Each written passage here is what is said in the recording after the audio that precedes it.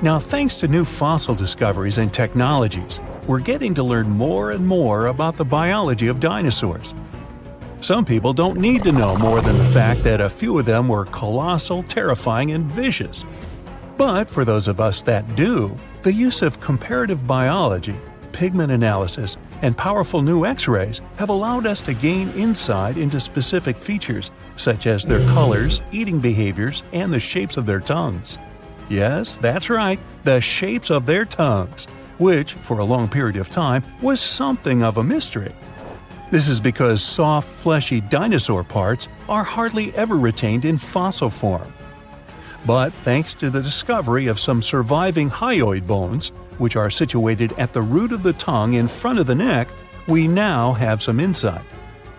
Most animals have this hyoid bone that anchors the tongue. The shape and complexity of the bone determine how free-moving the tongue can be. Scientists have discovered that nearly all dinosaurs had simple tongues that laid flat and were extremely similar to the tongues found inside the mouth of a crocodile today. Yeah, this crocodile. Go ahead and take a closer look.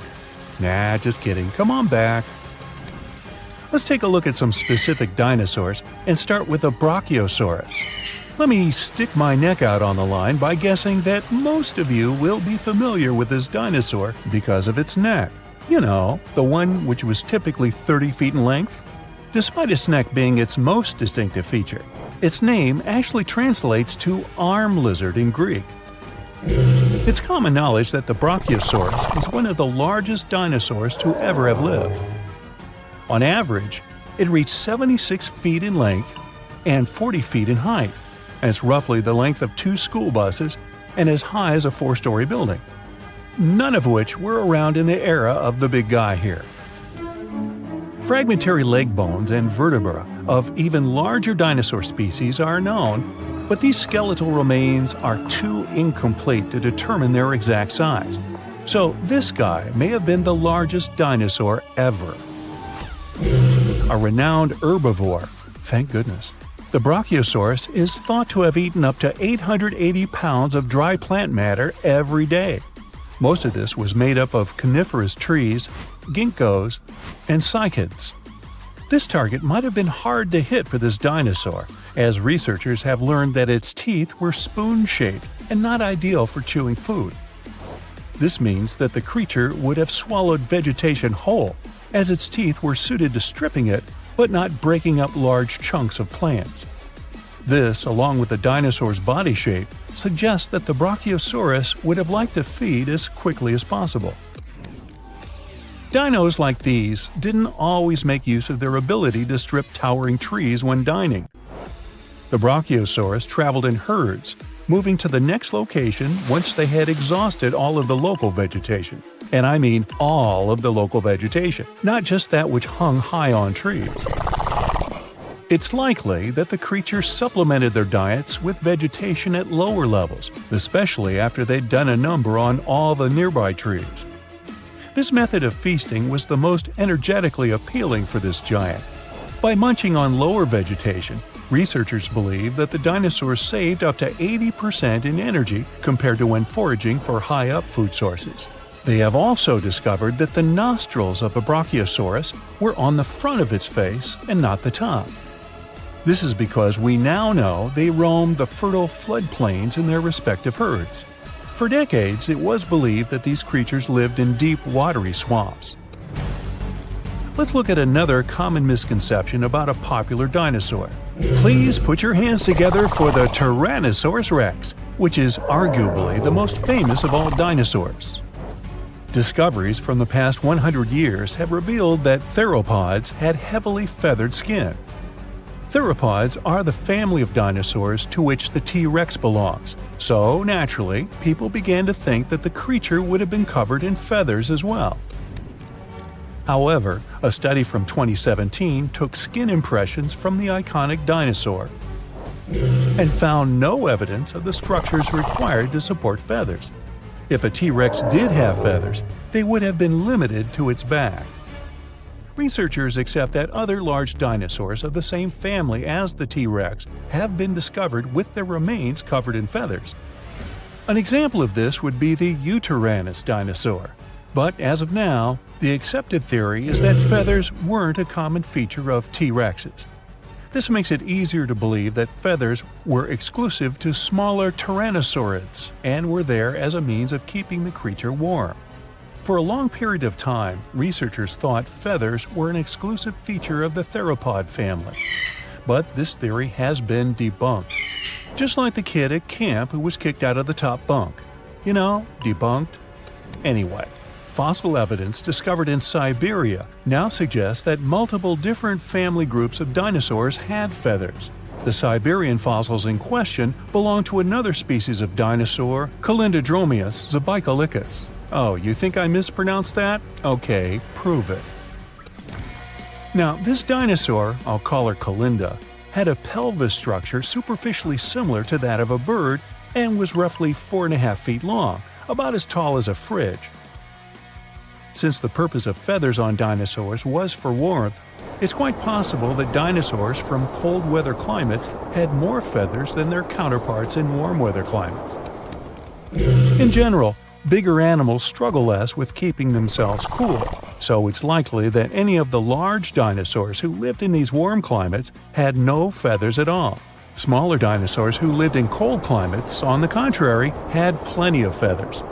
We now even understand what some of the designs and patterns of these feathers on dinosaurs looked like, thanks to the discovery of an ornithomimus, complete with feather and skin impressions.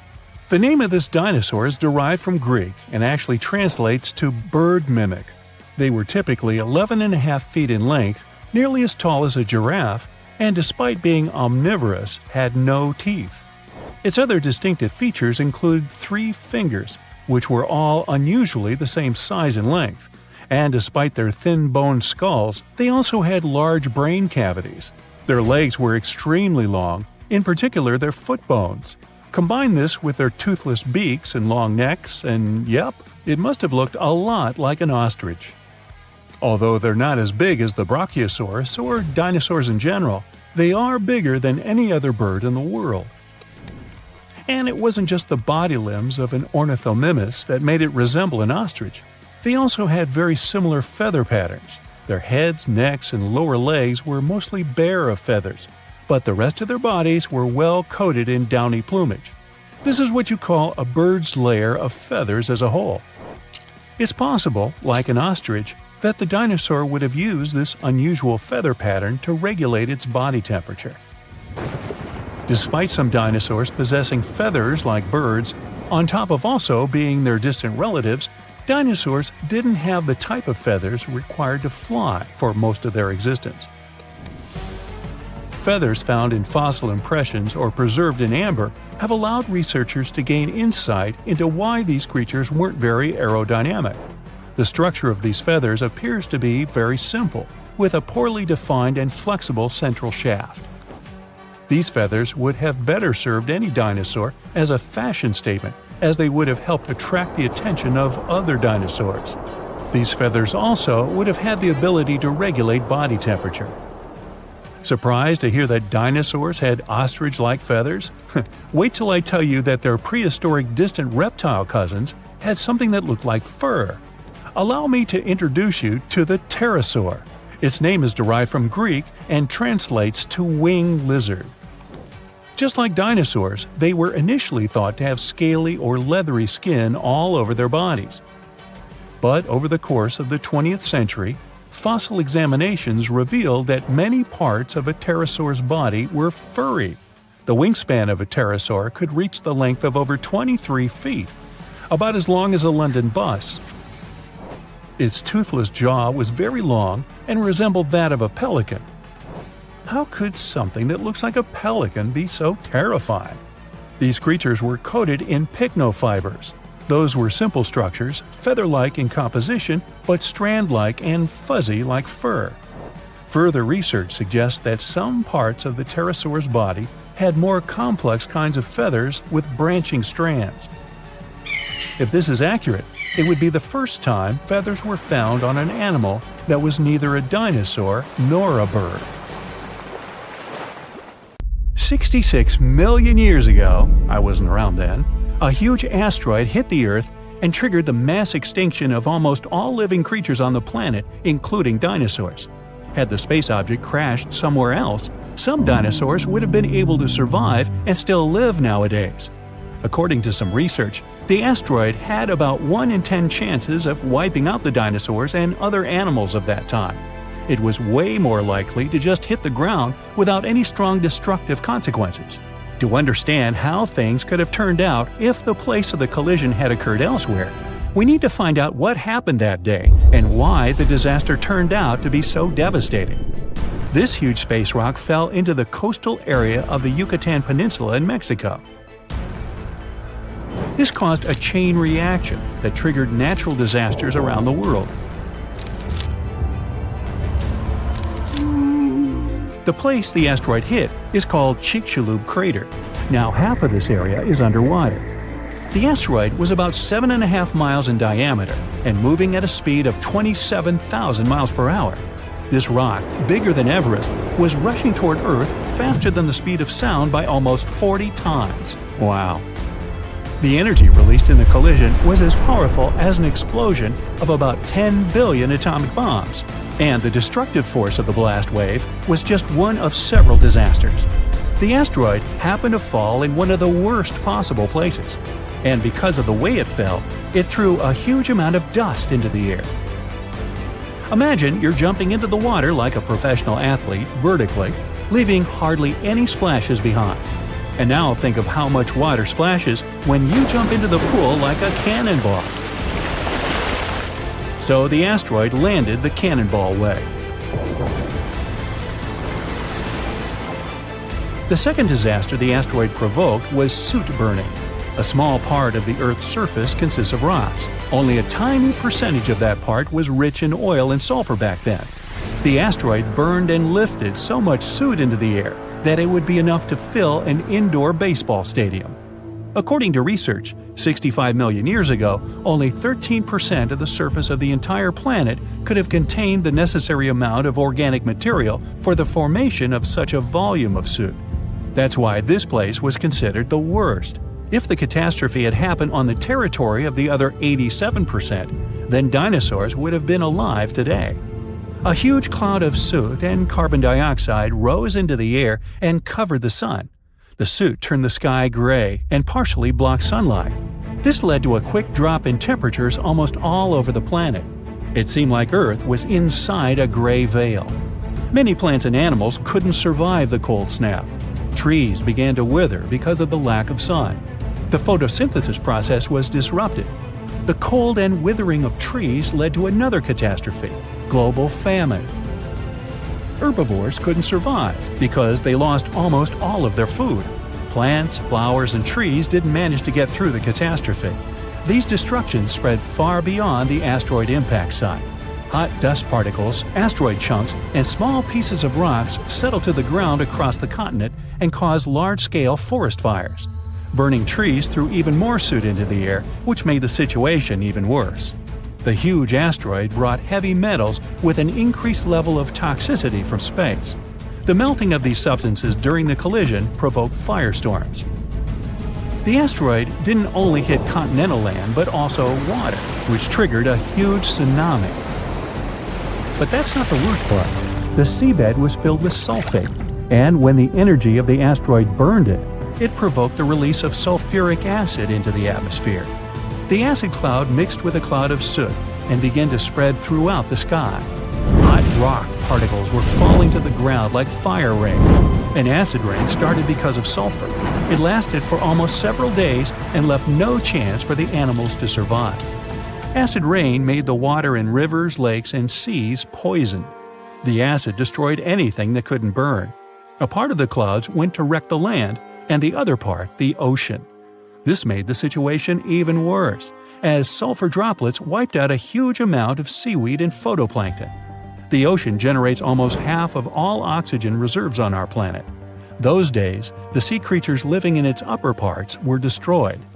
It wasn't the blast wave, but lack of sun, acid, darkness, and cold that became the main reasons for the extinction of dinosaurs. But even when some lizards escaped from fires and sulfur, they met the sea element. The asteroid impact caused large-scale tsunamis across the planet.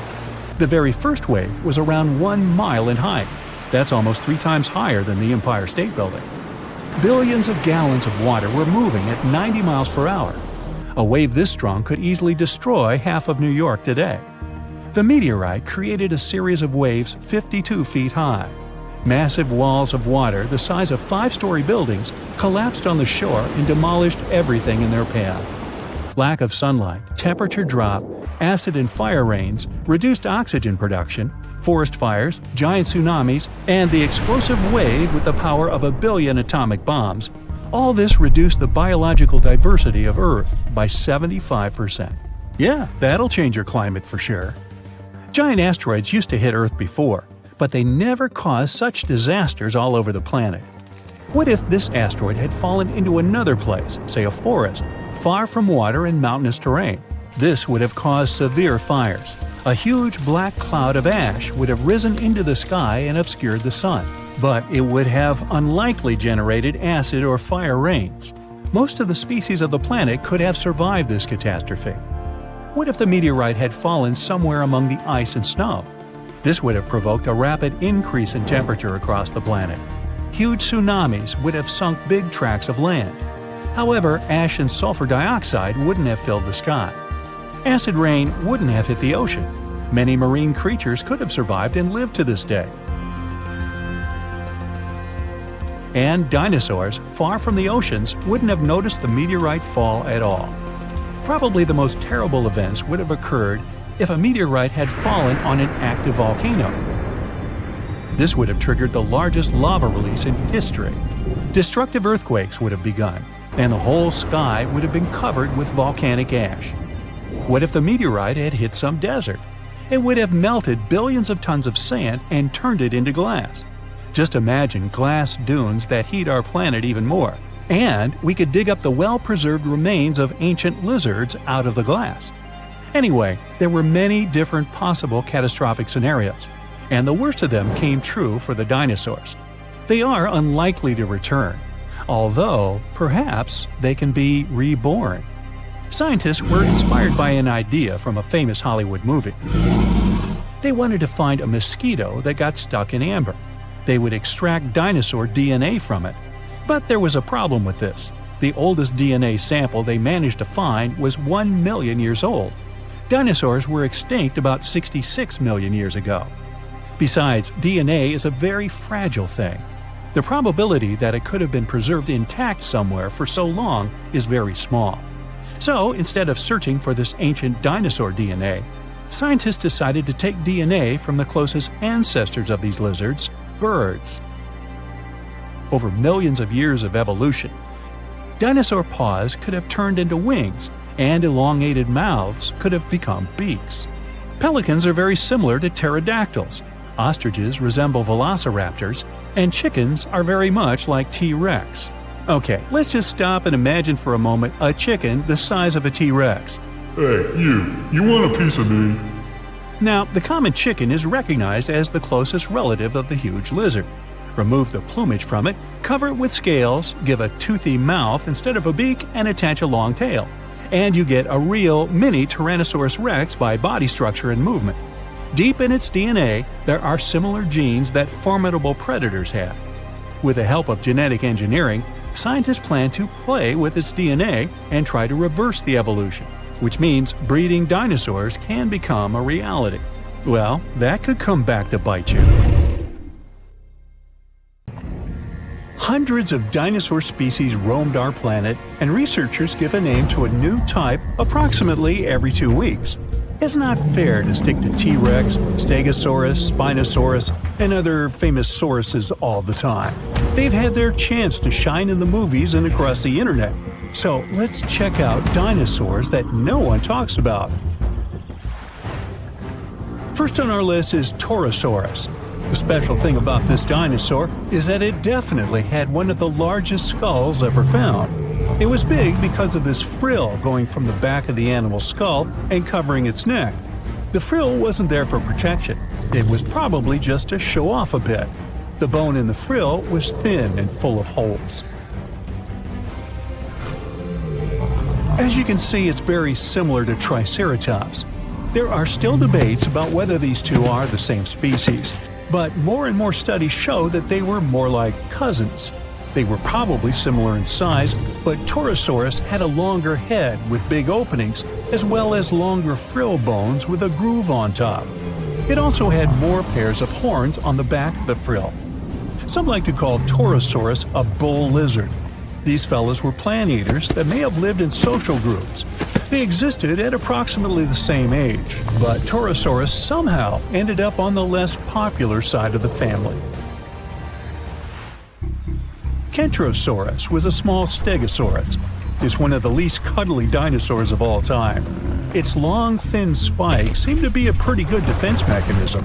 Stegosaurus, on the other hand, had shorter, thicker spikes that were less likely to bend or snap when the animal used them.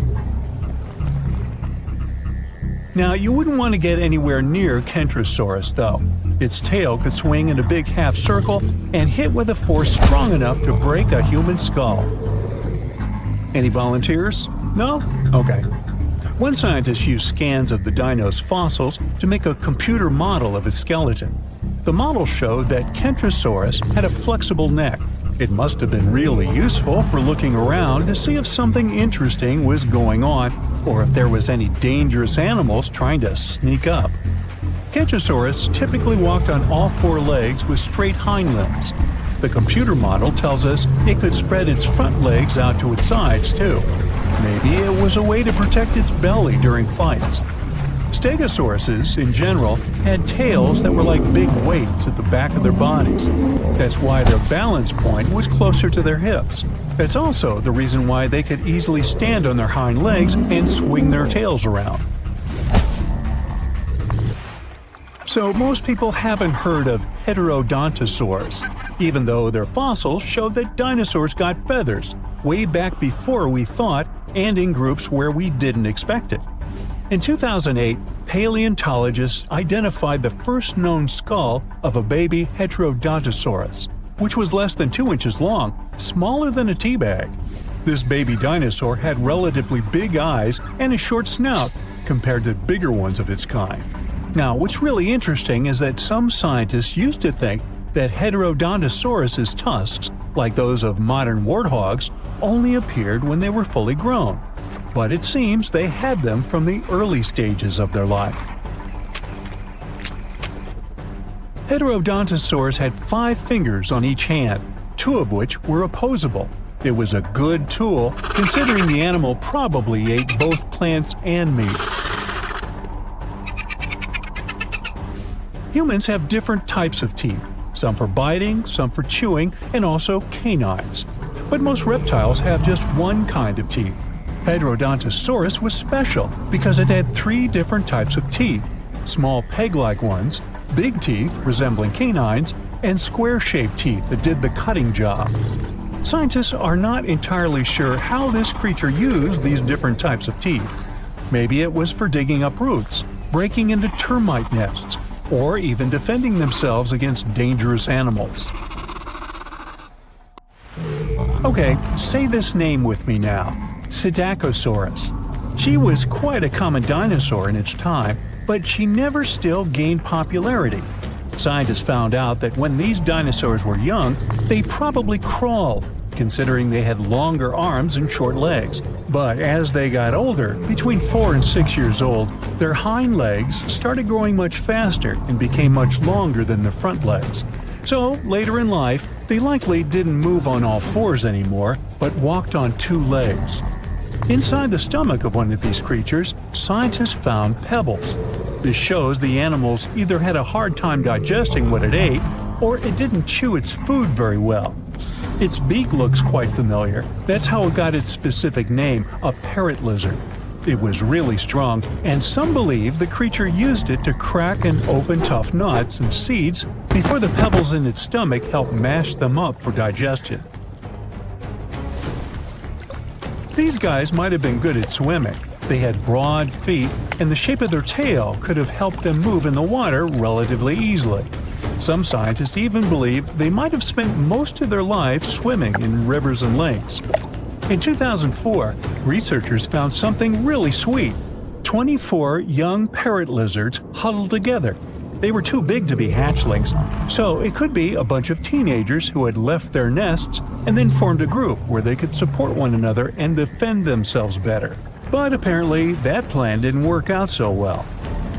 Now, check this one out, Stygimoloch, or as they call it, Styx demon. We're looking at a peaceful plant-eating creature with bony spikes and knobs on its skull.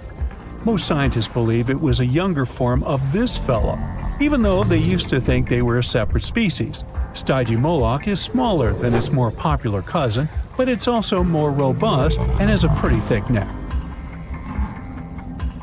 This dinosaur, with small forelimbs and long hind legs 3 feet high, which is half as high as an average human. That doesn't sound dangerous in the world of giant and fierce dinosaurs, but the animal had a very thick skull roof. Maybe it wasn't the strongest tool to defend itself, but it probably helped in combat with rivals from its own species. They most likely headbutted to win the hearts of their chosen ones. But rivals from its own herd were a piece of cake compared to the predators that might have gone after it. After all, this dino lived at the same time as old T-Rex. Now, when someone tells you to picture a dinosaur, Chicxulub would probably be the last thing coming to your mind. It looks as if you've put together pieces of random animals and tried to make your friends believe this truly was a real animal that once roamed the earth. But it's actually a dino, with giant sharp claws on its forelimbs, a bulky body, and a long neck ending with a tiny head. Now, don't let the claws scare you though. These creatures didn't go after other animals since they were herbivores, but these claws could protect the animal from intruders and predators. The full scientific name of this creature describes it as a giant sloth-like reptile from China. This animal was one of the biggest and oldest members of the group where it belonged, which lived around 115 million years ago. No, I wasn't around then. At first, it was hard to tell which animals were related to this weird-looking dinosaur. But in the 1990s, scientists made a conclusion that they were modified plant-eating theropods, which is similar to carnivorous dinos. They also most likely had feathers and small wings, like some sort of a very big turkey. So your starship is flying through space at 99.9% of the speed of light. Hey, aren't you cool? The stars turn into bright, continuous lines. Infinite outer space has shrunk into a tunnel. A bright flash ahead. Boom! Starship shoots out of the tunnel like a cork. You see the ancient Earth. The computer says you went back 70 million years. You're a paleontologist of the future who traveled through time for one purpose: to see with your own eyes the most underappreciated dinosaur in history. You have come down to Earth and are walking through the jungle. Suddenly, you hear a mighty roar. There's a dinosaur coming out of the trees. It's more than twice your height and weighs as much as 4 cars. Scientists have found only 2 huge arms left of this dino. For 60 years, Deinocheirus has been a major mystery in paleontology. Now we can see this creature in its entirety. They managed to find a complete set of fossils in Mongolia. Translated from Latin, the name of this dinosaur means terrible hand. Apparently, this dino was lousy at playing poker. Deinocheirus is an animal cocktail that nature has prepared to make you both shriek and laugh. Let's take a look at it from the point of view of the evolution itself. First, we take the T-Rex. Deinocheirus and the king of the dinosaurs are about the same size. From the T-Rex, we'll only leave the powerful hind legs and the long tail. Instead of small forelimbs, we'll attach mighty 8-feet-long arms. And let's not forget about the fingers with razor-sharp claws. Each claw is as long as a kitchen knife. Then we add a hump like a camel's, a neck like an ostrich's, and a horse's head. And instead of a toothy mouth, we put a duckbill. Now our Deinocheirus is ready. It also has long and sharp claws on its flat feet. Such broad soles help it walk along the river bottom and not sink into the silt. Most scientists believe it was covered in feathers too. Plants were the main dish on this dinosaur's menu. To digest plant food, Deinocheirus swallowed stones. Many modern birds do the same. Stones in the stomach grind the tough plant fibers.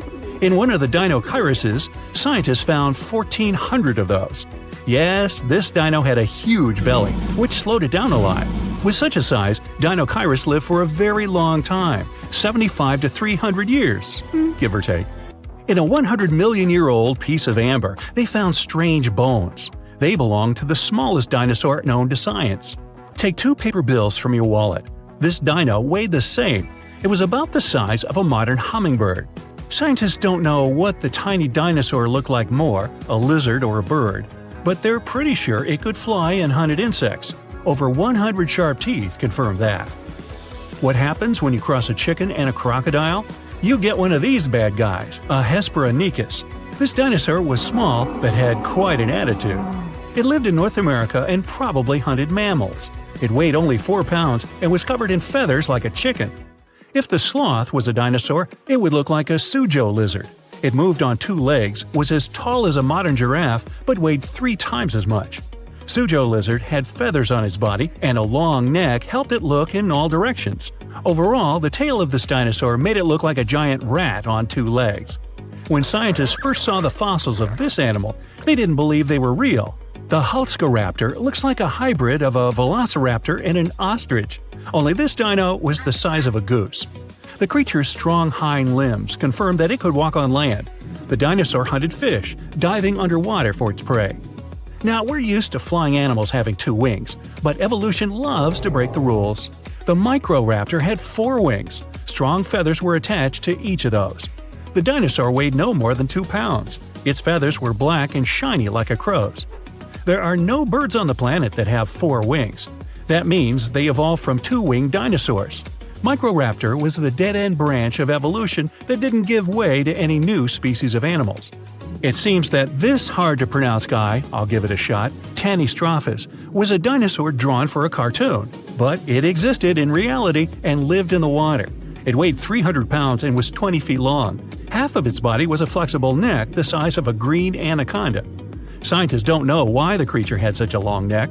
Most likely the dinosaur used it to catch fish or play jump rope. Imagine that 66 million years ago, I wasn't around then, an asteroid didn't crash into our planet.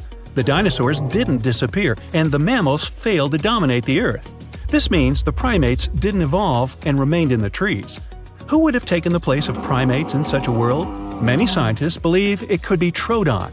The dinosaur had the largest brain relative to body size. It walked on 2 legs and was about the size of a human.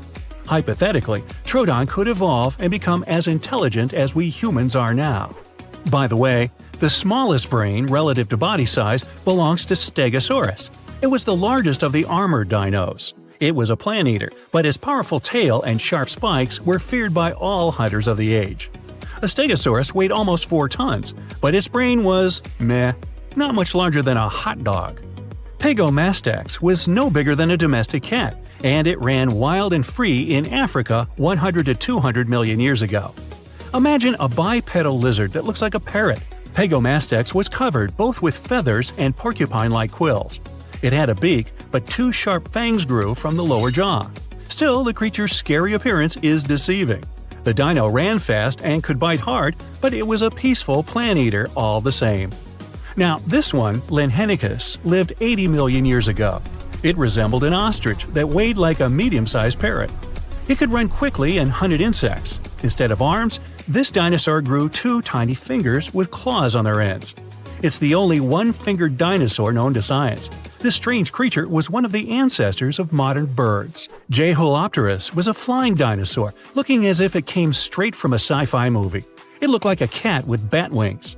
The creature was feeding on insects, but there's another theory that it could feed like a mosquito. This dino landed on the backs of large dinosaurs and pierced their thick skin with sharp fangs. Now, this is a fairy tale unicorn. It's as white as snow, beautiful and graceful. And this is a Qingdao lizard, the real-life prototype of that horned horse. A bony horn more than 15 inches long grew on its head. Perhaps the horn helped float in the water, attract partners, or make different sounds. The fairy tale unicorn is definitely cuter than this prehistoric creature. Our next guy, Inostrancevia, resembled a cross between a lizard and a tiger. Imagine an animal that weighs as much as 5 wild boars, with the body length of a sedan. Limbs with sharp claws, fangs similar to those of a saber-toothed tiger, and powerful jaws. It was one of the most dangerous animals that roamed the planet Earth. It occupied a niche that today belongs to lions, tigers, and other large cats. Next please. Deinocheirus. Now this is a small dinosaur about the size of a pigeon. It couldn't fly, but it was one of the first dinos with feathers. They were different from those of modern birds, though. They weren't divided into separate threads, but were whole and resembled plant leaves. This big guy, Dinosaurus, isn't only known for its strange appearance and size, although it was as tall as a 5-story building and weighed like an elephant. The giant was notorious for the largest claws on the planet. It was really a manicurist's nightmare. 2-inch-long scythes protruded from its fingers. Despite those horrific appendages, it ate plant food, chewing it with its small teeth. The humongous jaws were needed to pull leaves off of tall trees. Ouch! Hey, I'm growing here! Meet the largest animal that flew in the earthly sky, Quetzalcoatlus. Just imagine a creature with a wingspan almost the width of a basketball court. To lift such a machine, it needed to be lightweight, so it only weighed as much as a modern pig, with its wings looking like a thin membrane. They stretched from the bottom of the legs to the elongated fingers. Artists often depict this creature covered in feathers, but its body was actually coated with fibers similar to human and animal hair. Acrotholus is an unusual dinosaur that wore a cap made of hard bone. No, not a baseball cap. The creature was the size of a Labrador retriever dog, but not as friendly. It wouldn't run after a stick. Rather, it would rush and ram its hard head into the rival of the same species or a predator. Hey, it's possible that Jurassic World is not just a fantasy. Dinosaurs could really be walking, swimming, or flying around somewhere out there, but not on Earth. Some scientists think there may be planets far, far away from our solar system where slightly different versions of T-Rex and other dinosaurs live. They got the idea based on the fact that our planet used to have about 30% higher oxygen levels than today. That's why complex and intelligent life forms like dinosaurs could develop in the first place. They also want to explore basic building blocks that are the reason why we have life on Earth. These building blocks are something we know as amino acids. They make proteins, sugars, and genetic material, RNA and DNA. They're consistent and mainly exist in one shape or orientation. There are 2 ways they can be oriented, right and left. That means they mirror each other, just like our hands. It's something we call chirality. For life to exist, proteins must have one form, which means they can be oriented right or left. On our home planet, almost all living things, from the smallest bugs to whales and elephants, have amino acids with a left-handed orientation. We're not exactly sure why things are set that way, but there's a theory that's because of meteorites that crash-landed on Earth 4 billion years ago. They brought specific kinds of amino acids and some other organic materials to our planet, and somehow set the pattern we have today. Maybe we could use special telescopes we created to search planets, especially those where conditions are similar to how they used to be on Earth back in time when dinosaurs existed. In that case, it would be better to watch them from a safe distance, because considering what they might look like, researchers say it might be a safer choice. That's a cool idea, but it's still very tricky. The history of life on our planet, especially that of dinosaurs, involved many catastrophic events and mass extinctions. There's always more room for new theories about dinosaurs. One of them says oil comes from dinosaurs. Interesting, but not true. Oil formed from the remains of sea animals and plants from millions of years ago. This was way before dinosaurs appeared. Tiny organisms ended up at the bottom of the sea. As bacteria decomposed animals and plants, they removed most of the oxygen and some other elements from them. It left behind only a sludge, which was mostly made of hydrogen and carbon.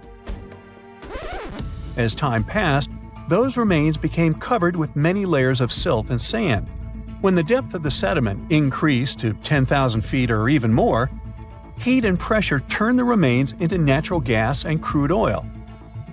It's possible that dinosaurs lived or fell in the sea and later became petroleum in the same manner. But no one has ever found crude oil containing their skeletons. So this is just an unproven theory.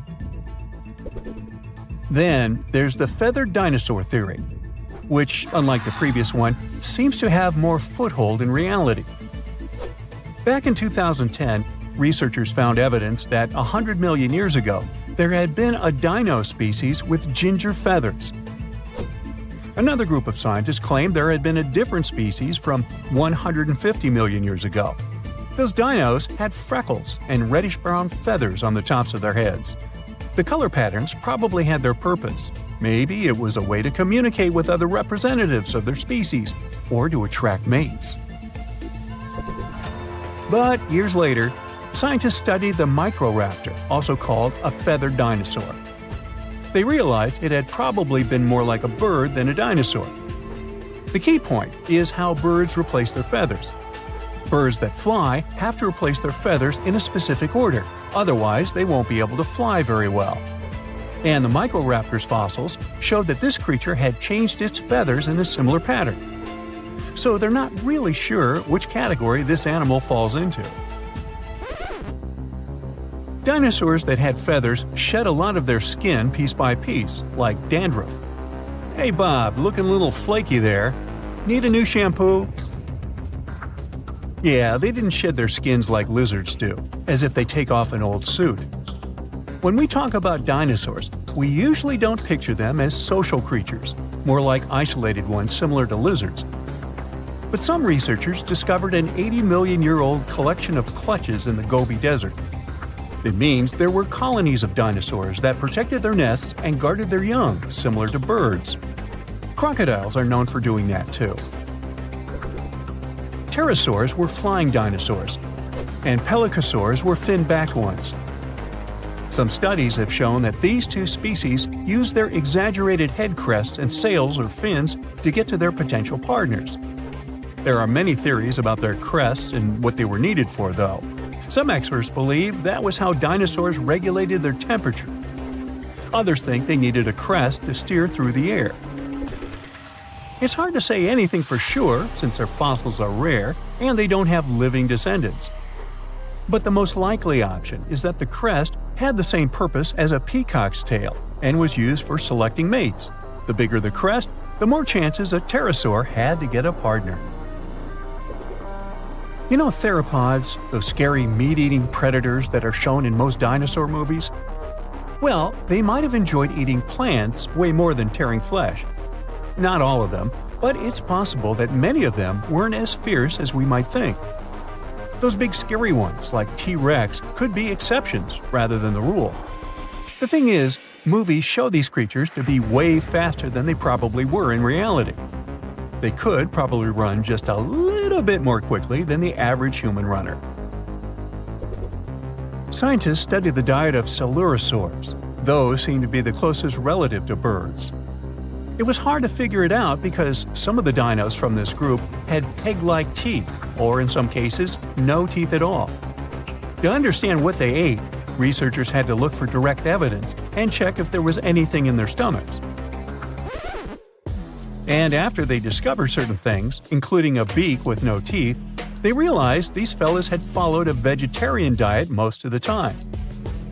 Even some famous ones, such as velociraptors, could be just innocent plant eaters and not terrifying beasts from Jurassic Park and our childhood nightmares. Over 10 years ago, scientists found fossils of a small dinosaur. It was a creature as big as a parrot with long legs. It came from a family with some of the most famous predators we know about, such as T-Rex and Velociraptor. Most dinosaurs that lived on land had 5 fingers, but later some of them ended up with fewer fingers. This new one they discovered was special because instead of having 3 fingers, which was more common for its family, it had just 1 finger with a sharp curved nail at the end of each front limb. This creature probably used this 1 finger to dig into insects' nests to feast. Even though we know all about the asteroid that wiped out dinosaurs, some have other theories. One paleontologist even had an idea that dinosaurs had possibly reached their end because they had been eating one another. This especially worked for ancestors of fierce, scary predators such as the Tyrannosaurus rex. It's possible they ate so many eggs of other dinosaurs that many species just went extinct. Once they started eating the eggs of very big dinos that we know as sauropods, it's possible they started getting bigger too. And no dinosaur mother could stop them from eating her eggs because she couldn't be around all the time. There were other big predatory animals that ate eggs, even early mammals. But in any case, later research showed dinosaurs couldn't have eaten enough eggs to have caused mass extinction. And that's all I have to say about that.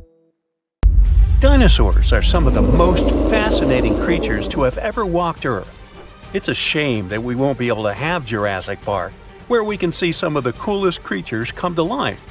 But we are actually living with some creatures that are just as old as dinosaurs, such as crocodiles and sharks. They haven't changed much since they appeared millions of years ago. But most dinos didn't make it when the asteroid struck Earth. In a way, the asteroid was a giant reset button for the planet. After hitting Earth, this space traveler wiped out almost every living thing. The sky was covered with ash, which blocked out sun rays. That meant that plants couldn't grow, and this made a lot of herbivores, really hungry. As a result, they had to change their diet and adapt to the new changes. This forced some of those dinosaurs to take on a new path in life, turning into some modern animals we know today. If the asteroid had changed its course just a bit, then dinosaurs would have remained the dominant species. So, what would have happened if dinosaurs had stuck around? Well, first of all, evolution would have played out differently for them. Maybe during those millions of years, humans would not have evolved to be on top of the food chain. Imagine a world where dinosaurs still existed today. If dinosaurs had evolved as humans did, then we'd have to compete with them. There were multiple species of humans, but Homo sapiens, also known as us, prevailed. A humanoid dino, or dinoid, would be something strange. First of all, they would look different, more reptilian than us. Our brain sizes would differ, and they would be physically bigger and stronger. Putting a human and a dinoid side by side would be interesting. First of all, dinoids would have scales as opposed to human skin, and their teeth would be sharper. They would probably not have 5 fingers on each hand, and their nails would be sharp claws. Also, we don't know what they would sound like, but they'd possibly be guttural like crocodiles. Dinosaurs had very good vision compared to mammals, so it's possible we'd see dinoids with large eyes. The population of Earth has reached a staggering 8 billion people, and we've changed our environment to suit our needs. With that said, if dinoids were the dominant creatures, then the environment would be suited for them. Speaking of physical features, scientists predicted what dinoids would look like if they had evolved into intelligent creatures that walked upright and had opposable thumbs. These wiggly thumbs are important for evolution, since they helped humans start using tools for defending themselves and hunting. The creature may not look like the ideal reptile, and its appearance might not be flattering. But if dinosaurs had evolved, then these creatures could be your classmate or colleague at work. Not all dinosaurs were alike, as their fossils have shown. Some were gigantic, while others resembled any modern-day animal. The biggest land-walking dinosaur was the Titanosaur, although the measurements are only rough estimates based on fossilized bones. It's estimated that the dino was around 122 feet long and lived between 100 to 95 million years ago. It was so massive that its weight was equivalent to 18 modern-day elephants. There were dinosaurs all over the world, in different time eras, climates, and landscapes. However, only a handful were known as giants. But though they excelled in body size, they lacked in brain size. Some of the most well-known dinosaurs, like the Allosaurus and Stegosaurus, had very small brains, like me, which means it would have been nearly impossible for them to properly evolve into intelligent beings. Tell me about it. But in the late Cretaceous period, the T-Rex roamed the land.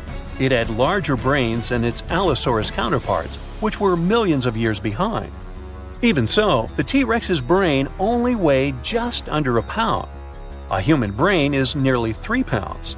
It might have been cool to see a T-Rex evolve into an intelligent being with opposable thumbs on its tiny stick hands. Contrary to popular belief, the T-Rex was actually quite slow, and a human could have easily outrun it. So, we know that these days, they wouldn't belong in any competitive sports that involve running. We know that dinosaurs could be herbivores and carnivores. But throughout their evolution, one thing remained the same: they had small brains. Other forms of dinosaurs were around too, such as long-legged and horned dinosaurs.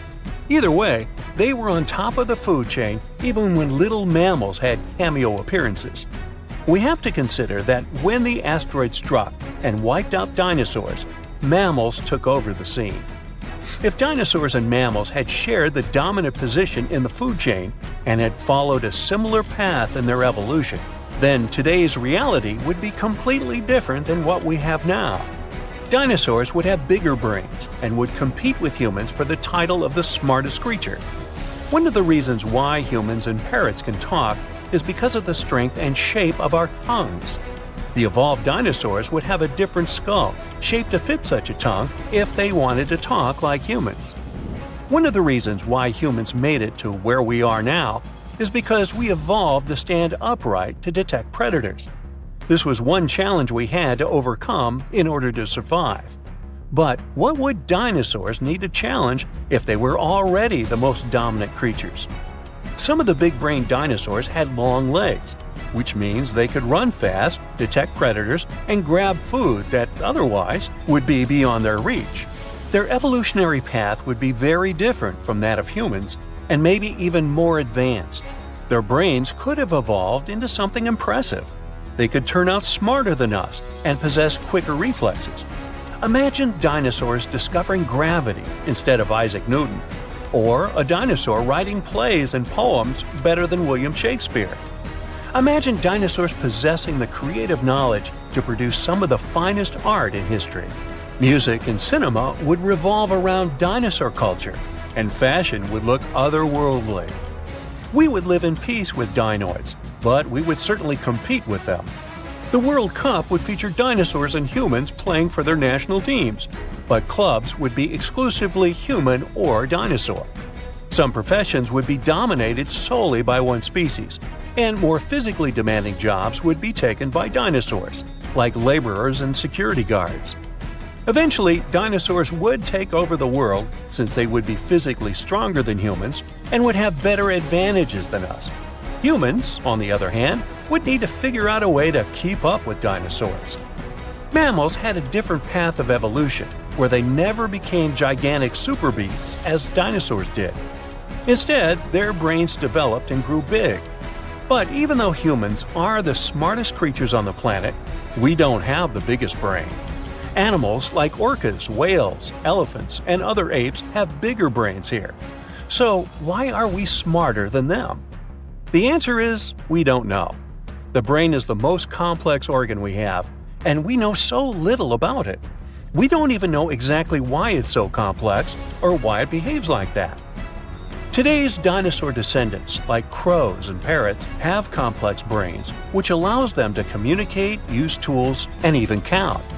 Bigger doesn't always mean better in this case. A parrot's brain is smaller than a cat's, but it's far more complex and intelligent than that of any feline out there. Some scientists argue that dinosaurs from the movies aren't 100% accurate, and that they used to have feathers. In terms of evolution, some small feathered dinos might have followed the path of primates. They might have evolved into a tree-dwelling primate that may also have followed the path of becoming another species of human. They ruled the planet for over 170 million years and then disappeared. History says it was a huge city-sized asteroid that came from space and hit the land of the Yucatan Peninsula around 66 million years ago. It caused terrible environmental changes, debris in the air blocking the sunlight so the plants couldn't survive. Temperatures on Earth's surface plunged. The animals were struggling to survive until they finally went extinct. At least, that's something many paleontologists believe happened. Now, they found out dinosaurs were about to go extinct even before the asteroid. Their diversity started to go down 10 million years before the asteroid. Older, long-living species didn't evolve enough to adapt to all changes in the environment, such as higher sea levels, massive volcanic activity, cooler periods. Dinosaurs preferred a warm climate because it helped them to keep a stable body temperature. Dinosaurs lived on all 7 continents, even in Antarctica. That's because it wasn't all ice back then. Around 90 million years ago, Antarctica was a swampy rainforest with a warm, pleasant climate. It was even in a different location, only 560 miles from the then South Pole. That was the time of the warmest climate on our planet. The sea level was 560 feet higher than today, and the tropical sea surface could reach temperatures up to 95 degrees. Antarctica still had something like polar night, months without sunlight, but the climate around the South Pole was mild and temperate, with no ice masses. Dinosaurs didn't shed their skin in one long piece like today's reptiles do. Scientists believe they shed it in small pieces, had something like dinosaur fur. There was a dinosaur, Pagomastax, that looked like a cross between a porcupine and a parrot. It had 1-inch long jaws and ate plants. It had a short beak and self-sharpening long teeth. They were like scissors this small dinosaur used to slice up plants. Our modern lion has a mighty bite, but a big and scary T-Rex bites more than 2 times stronger. The king of the dinosaurs has the strongest bite amongst all land animals, 3.5 times stronger than today's record holder, the Australian saltwater crocodile. It also had the longest teeth, almost 10 inches long, the length of an iPad. Most modern animals are either warm-blooded or cold-blooded. Dinosaurs were somewhere in between. Scientists think they mainly were mesotherms, which means the activity of their muscles could warm their bodies, but their body temperature could fluctuate too. Many dinosaurs, such as Triceratops and Stegosaurus, had spikes, plates, horns, crests, or other bizarre structures on their bodies. In the beginning, scientists thought that's for things like defense. They had neither sharp teeth nor hooked claws on the toes to hunt. But soon, they expanded the theory. It was probably a way to impress their mates and identify members of their kind. One species, namely Pachycephalosaurus, even had a funky bone hat on top of its head. Scary, tall as buildings, massive. That's what we saw in the movies, but dinosaurs mainly were human-sized or even smaller. Bigger bones were easy to be fossilized, so that's why we mostly find gigantic species. Eoraptor, or dawn stealer, was the first named dinosaur. Small and toothy, like me, it got its name because it comes from the dawn of the dinosaur age, the size of a German shepherd, but probably not that friendly. Arched back, sharp bony plates, curved tail. Ankylosaurus were some sort of giant, muck-spikier dinosaur version of an armadillo. Its weak spot was a soft underbelly, but meat-eating dinos that were after this one had to flip that guy first to get there. Still, it was really tough because of their impressive gear. Scientists believe they even had bony eyelids. Some dinos ate meat, others plants, and some of them could nibble even on pebbles. One dinosaur, called Gallimimus, couldn't physically chew all those plants it ate, so it would ingest pebbles to mash up the food. Gallimimus looked like some weird alien mix of dinosaur and bird. But it couldn't dribble a basketball because its wrists weren't capable of keeping the palms parallel to the floor. And they had no three-point shot. The largest dinos were plant eaters. Meat eaters, or so-called theropods, were mostly smaller. One reason is that plant-eating dinosaurs were very greedy. They would devour enormous amounts of food, sometimes even swallowing the entire branches without chewing. Some of the biggest could eat a ton of food every day, like a bus-sized pile. There were also more plant-eating dinosaurs than the other ones. Scientists are still not sure if meat-eating dinosaurs were able to coordinate themselves in hunting groups. They were probably unfriendly towards each other, especially when it comes to sharing prey.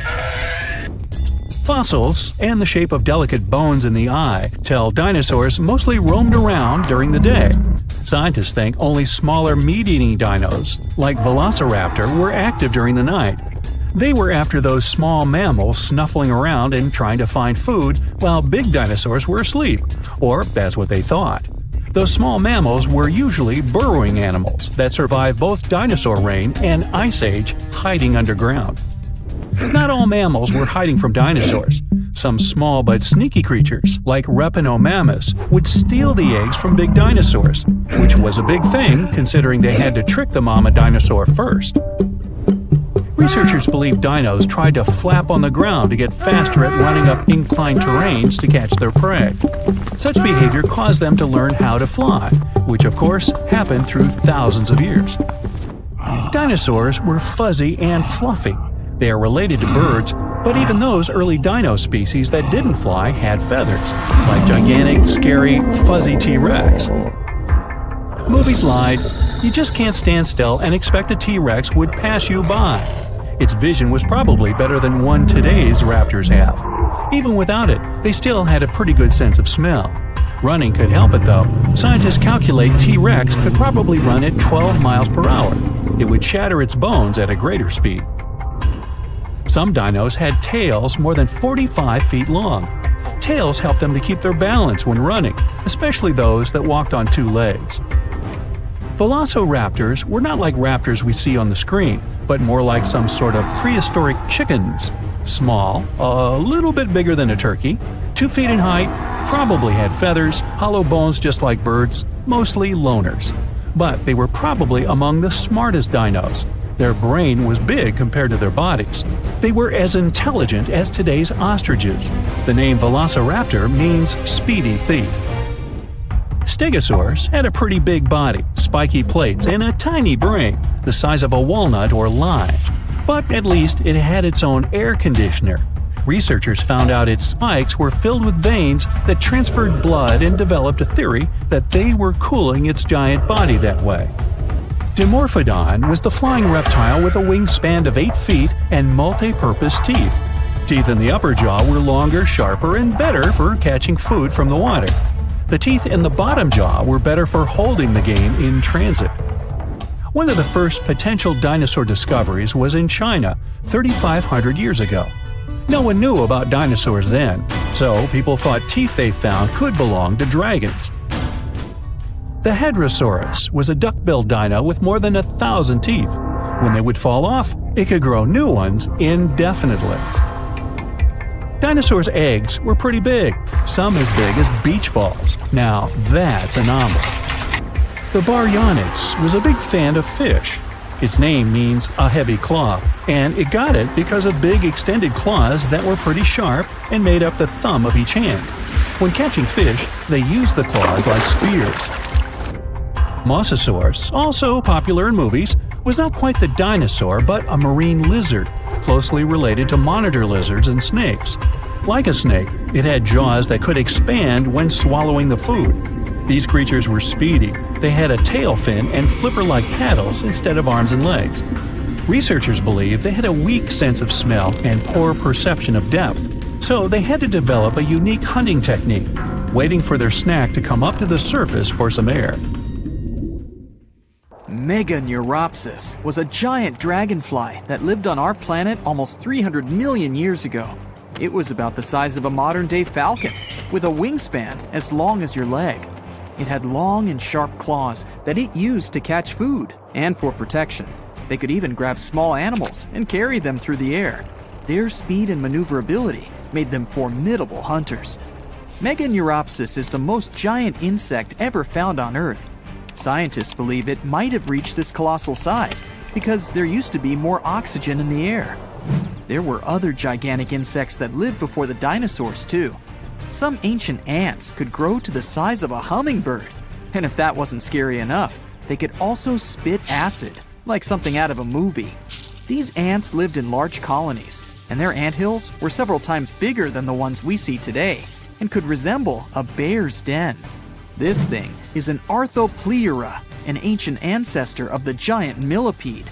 This monster dwarfed the last two animals, growing to the length of a car. It lived in rainforests, and it could move at great speed. Imagine being chased by one of these. Fortunately, Arthropleura weren't carnivores like today's centipedes. They only ate plants. Another reason the insects grew so big back then is that there was less direct competition. They could evolve and grow without being eaten by more successful animals. Brontoscorpio lived about 400 million years ago and could reach 3 feet in length. That's 15 times longer than modern scorpions. And unlike modern ones, it had not 2, but 4 claws. This amazing creature could also breathe on land and underwater. That's because it had both gills and lungs. It's believed that these guys were some of the first to evolve and change their habitat from water to land.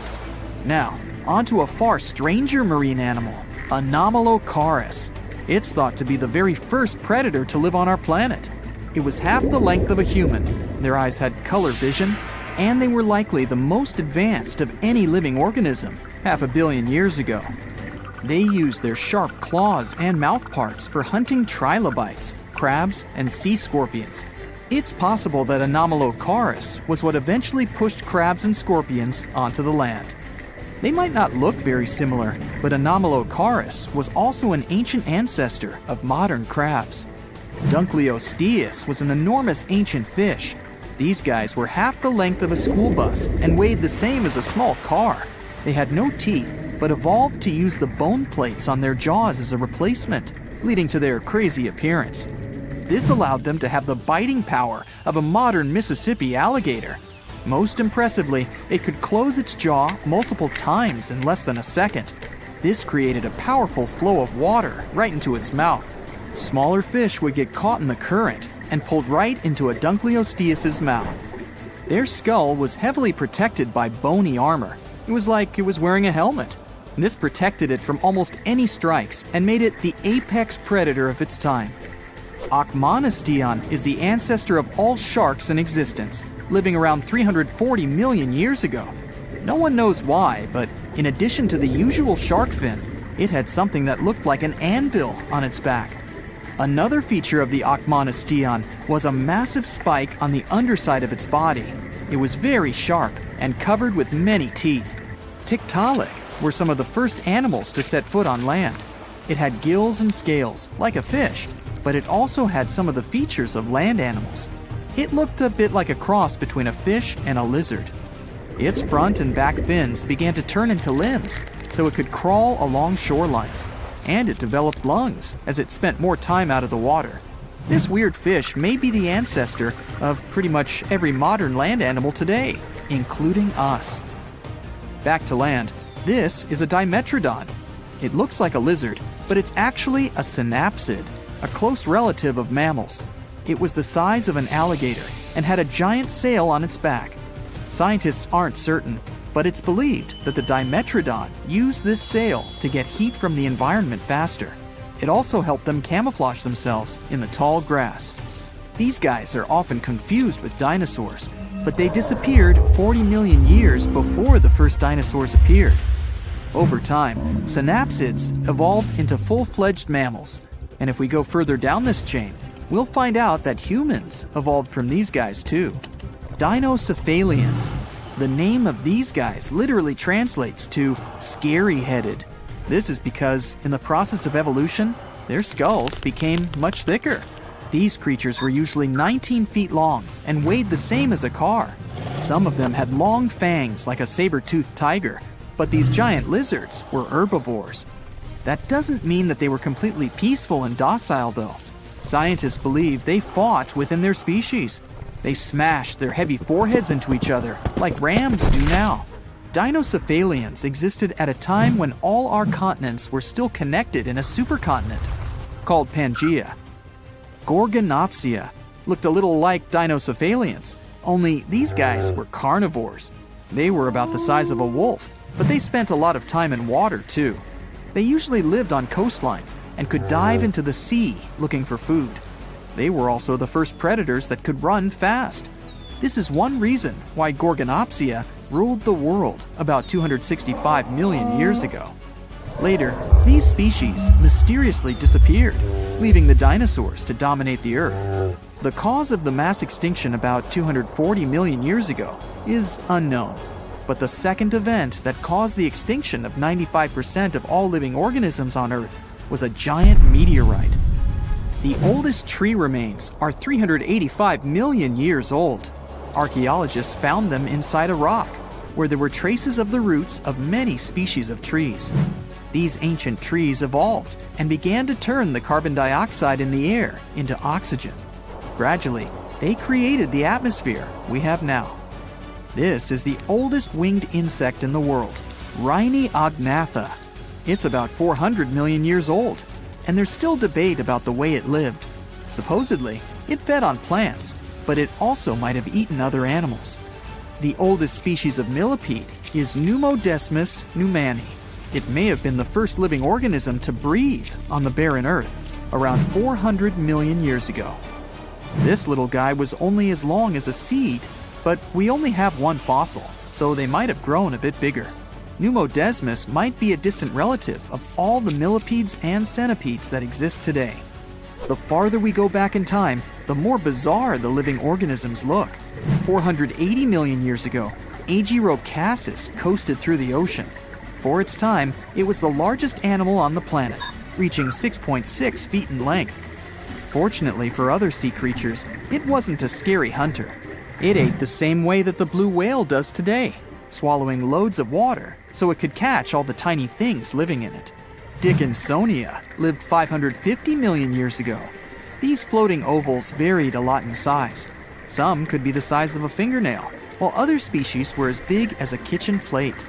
The largest Dickinsonia may have been as wide as a stingray. These animals are so primitive that they didn't even have a skeleton. Some scientists thought it wasn't even an animal, but a fungus. But that was later disproven. Charnia was another animal that scientists originally thought was a plant. They believed that it was just the leaf of something like a fern. They realized that it was an animal when it was found that Charnia lived deep underwater, where photosynthesis is impossible. These guys swam near the bottom of the sea and fed on nutrients from the water. Instead of a traditional digestive system, these things had filters. They ran water through them to catch food in it, like the Agirocassus. The first living organism is thought to have appeared about 4.2 billion years ago. When the oceans first formed, they were filled with things needed for life to exist. Under high temperatures, this matter began to interact and join together, forming the first living organism. This is why we look for planets with liquid water. We know life on Earth started with water, so many people believe that water is the most important factor in the origin of life. And here you are, on Earth, 66 million years ago. It's one of the warmest periods in the planet's history. There are no ice caps yet. Everything is lush and green. Dinosaurs roam the Earth. Massive sauropods peacefully chew on flowering plants and trees, their young ones following closely by their side. You strain your neck to see their heads 5 stories above you. But that's when you see something else. A bright spot in the sky. A shooting star. Make a wish. Wait a minute. The star grows bigger, brighter. Little do the mass reptiles know, today marks the beginning of one of the largest mass extinction events in Earth's history. 3/4 of life on our planet will be wiped out. Hey, we'll just hide over here and watch. 5 seconds before impact. The meteorite rips a hole through our atmosphere like a needle in a balloon. The resulting supersonic shock wave starts to ripple around the globe. You'd hear it on the opposite side of the planet. The cosmic monster falling toward the Earth is the size of Mount Everest, at least 6 miles wide and weighing 460 trillion tons. The meteor is coming in hot and fast, 12 miles per second, heading right for the Yucatan Peninsula in present-day Mexico. At that speed, it could travel from LA to New York in under 4 minutes. Impact. The mountain-sized asteroid smashes into the Earth. If only it had been anywhere else, life on this planet might look a lot different today. The Yucatan Peninsula, almost entirely underwater then, was one of just 8 places on the entire globe that would have let a giant space rock wipe out nearly all life on the planet, meaning the asteroid only had a 13% chance of causing a mass extinction, and it happened to hit just the right spot. Well, aren't we lucky? At the point of impact, there's an explosion 1 billion times more powerful than even the most massive volcanic eruption. It looks like a new sun has appeared on our planet's surface. The meteorite digs into the Earth's crust and explodes into 1 million pieces. You can still see the scar it left. The Chicxulub crater is 93 miles wide and 12 miles deep.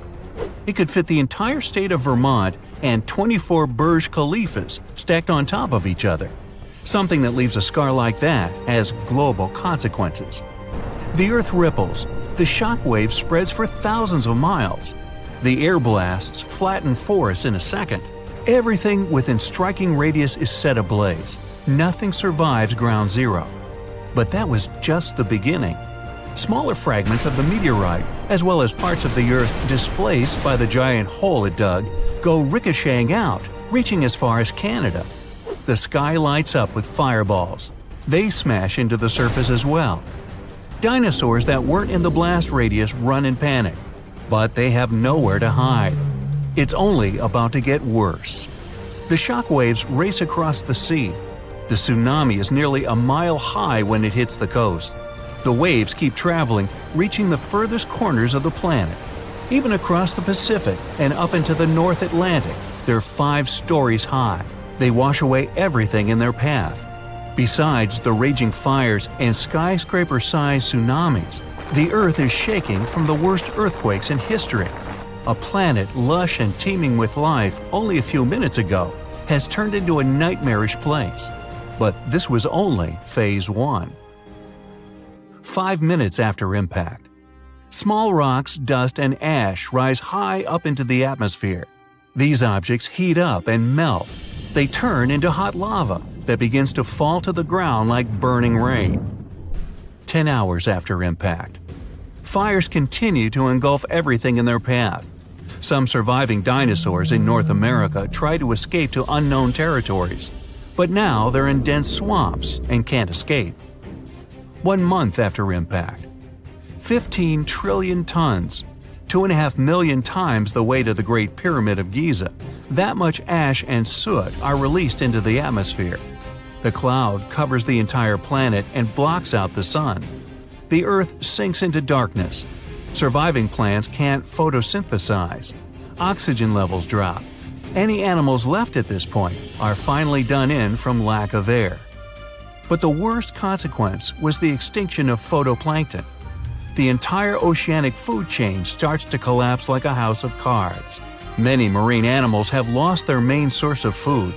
Surviving animals on land also can't find anything to eat. There are no plants for the herbivores, and soon no herbivores left for the meat-eaters. And still, there's the acid rain. The Chicxulub meteorite hit a place where there was a lot of sulfur. The heat of the impact vaporizes the toxic gas instantly. It mixes with the air in the atmosphere. Acid rains fall all over the planet. The oceans become toxic. And if all that doesn't get them, the cold finally finishes off the job. With the sun blocked out, the burning fireball that is our planet starts to cool down. What's left in the wake? Plants are a little luckier than animals. Seeds and pollen are able to survive these harsh times.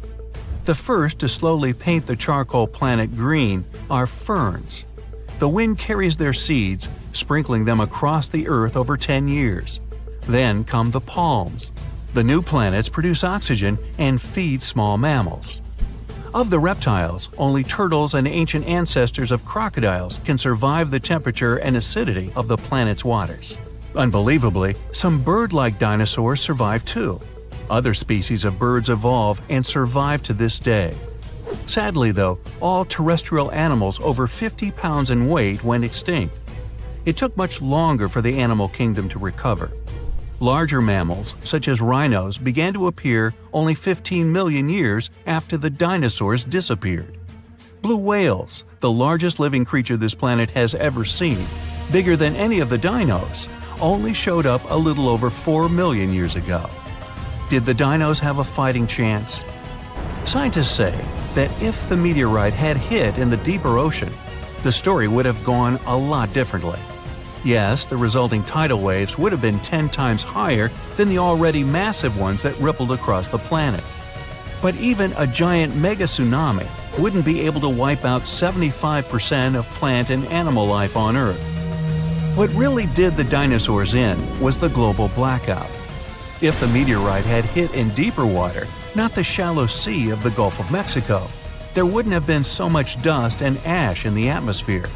That dropped the oxygen levels and cut off the food chain from the very bottom. There's a theory that climate change and other conditions on Earth 66 million years ago would have still wiped out the dinosaurs, no meteorite necessary. It could be a supervolcano erupting and spewing out large amounts of sulfur and ash into the atmosphere. Perhaps the meteorite just sped up the inevitable. Now let's move on to a more interesting question. Could humanity survive a meteorite impact like that? Back then, not a chance, obviously.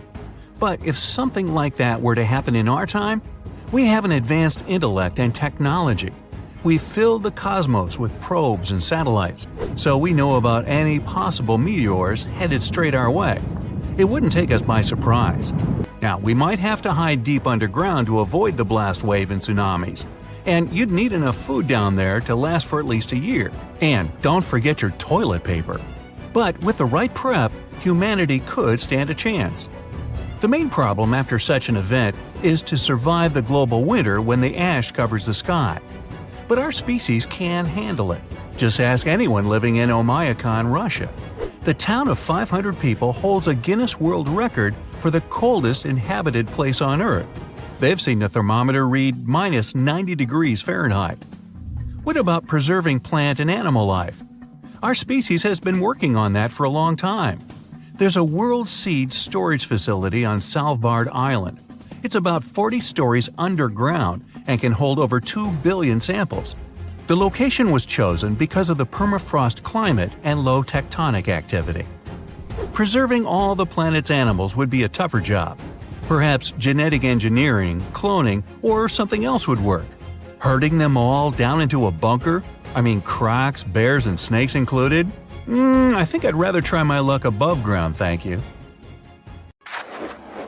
Boom! An explosion of supersonic waves, interplanetary heat, dust, fumes. The Earth's atmosphere has been invaded by a cosmic rock the size of Everest. A few seconds ago, this rock, weighing trillions of tons, was hurtling towards Earth. It could fly from New York to Anchorage faster than you could fry yourself an omelet. This monster's name? The Chicxulub incident. Epic name, right? 66 million years ago, it crashed into the Earth. Back then, dinosaurs ruled the planet, but not for long. The epic collision took place in modern Mexico, in the Yucatan Peninsula, right near Cancun, where the dinosaurs were vacationing. Well, probably not. Still, the huge space rock hit the ocean, but even all that water couldn't stop the inevitable. The collision caused a huge amount of energy to be released.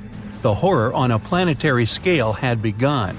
Imagine a mini-sun lighting up the surface of the Earth with tsunamis the height of the Statue of Liberty bursting from the epicenter of the watery impact. Not good. The blast blew through the surface of the Earth. It was as hot as an oven and burnt everything in its path. The impact provoked a colossal earthquake and serious volcanic activity. A bunch of volcanoes simultaneously released hot lava and ash into the prehistoric skies. Millions of tons of ash and soot poisoned the air. This formed a huge ash cloud in the atmosphere, which blocked out the sun's rays for several years. The long winter had begun. Only there wasn't any snow falling from the sky, but rain made of sulfuric acid. Yes, the Chicxulub incident might just be the most important thing that ever happened in the history of our planet. Even more than YouTube. Back then, there were loads of volcanic eruptions, a lot of flammable oxygen in the atmosphere, constant temperature changes. It was the perfect and worst time for all of this to go down. So, how are we so sure about all this? Well, the asteroid left an absolutely huge crater on the planet's surface. Today, this scar is hidden under the Gulf of Mexico. Scientists found a lot of places on Earth with abnormally high levels of iridium. This metal is very rare on Earth, but it's in a lot of asteroids that scientists have examined. Scientists studied some 66 million-year-old rocks. In the layers of rock, they found dust, the same dust that comes from asteroids. This could only have happened if a huge asteroid had crashed into Earth. The catastrophe led to the extinction of not only the dinosaurs, but also the asteroid. It was so hot at the point of impact, part of the asteroid just disappeared. A lot of water vapor and carbon dioxide shot up into the atmosphere. But the biggest problem, sulfur. It got kicked up by the asteroid impact and flew up into the air. These tiny sulfur particles blocked out a lot of the sun's rays. Without the sun, a lot of plants disappeared and the climate eventually got colder. The immense heat turned stones into glass. Scientists call these things tektites. The energy of the impact threw them up into the skies.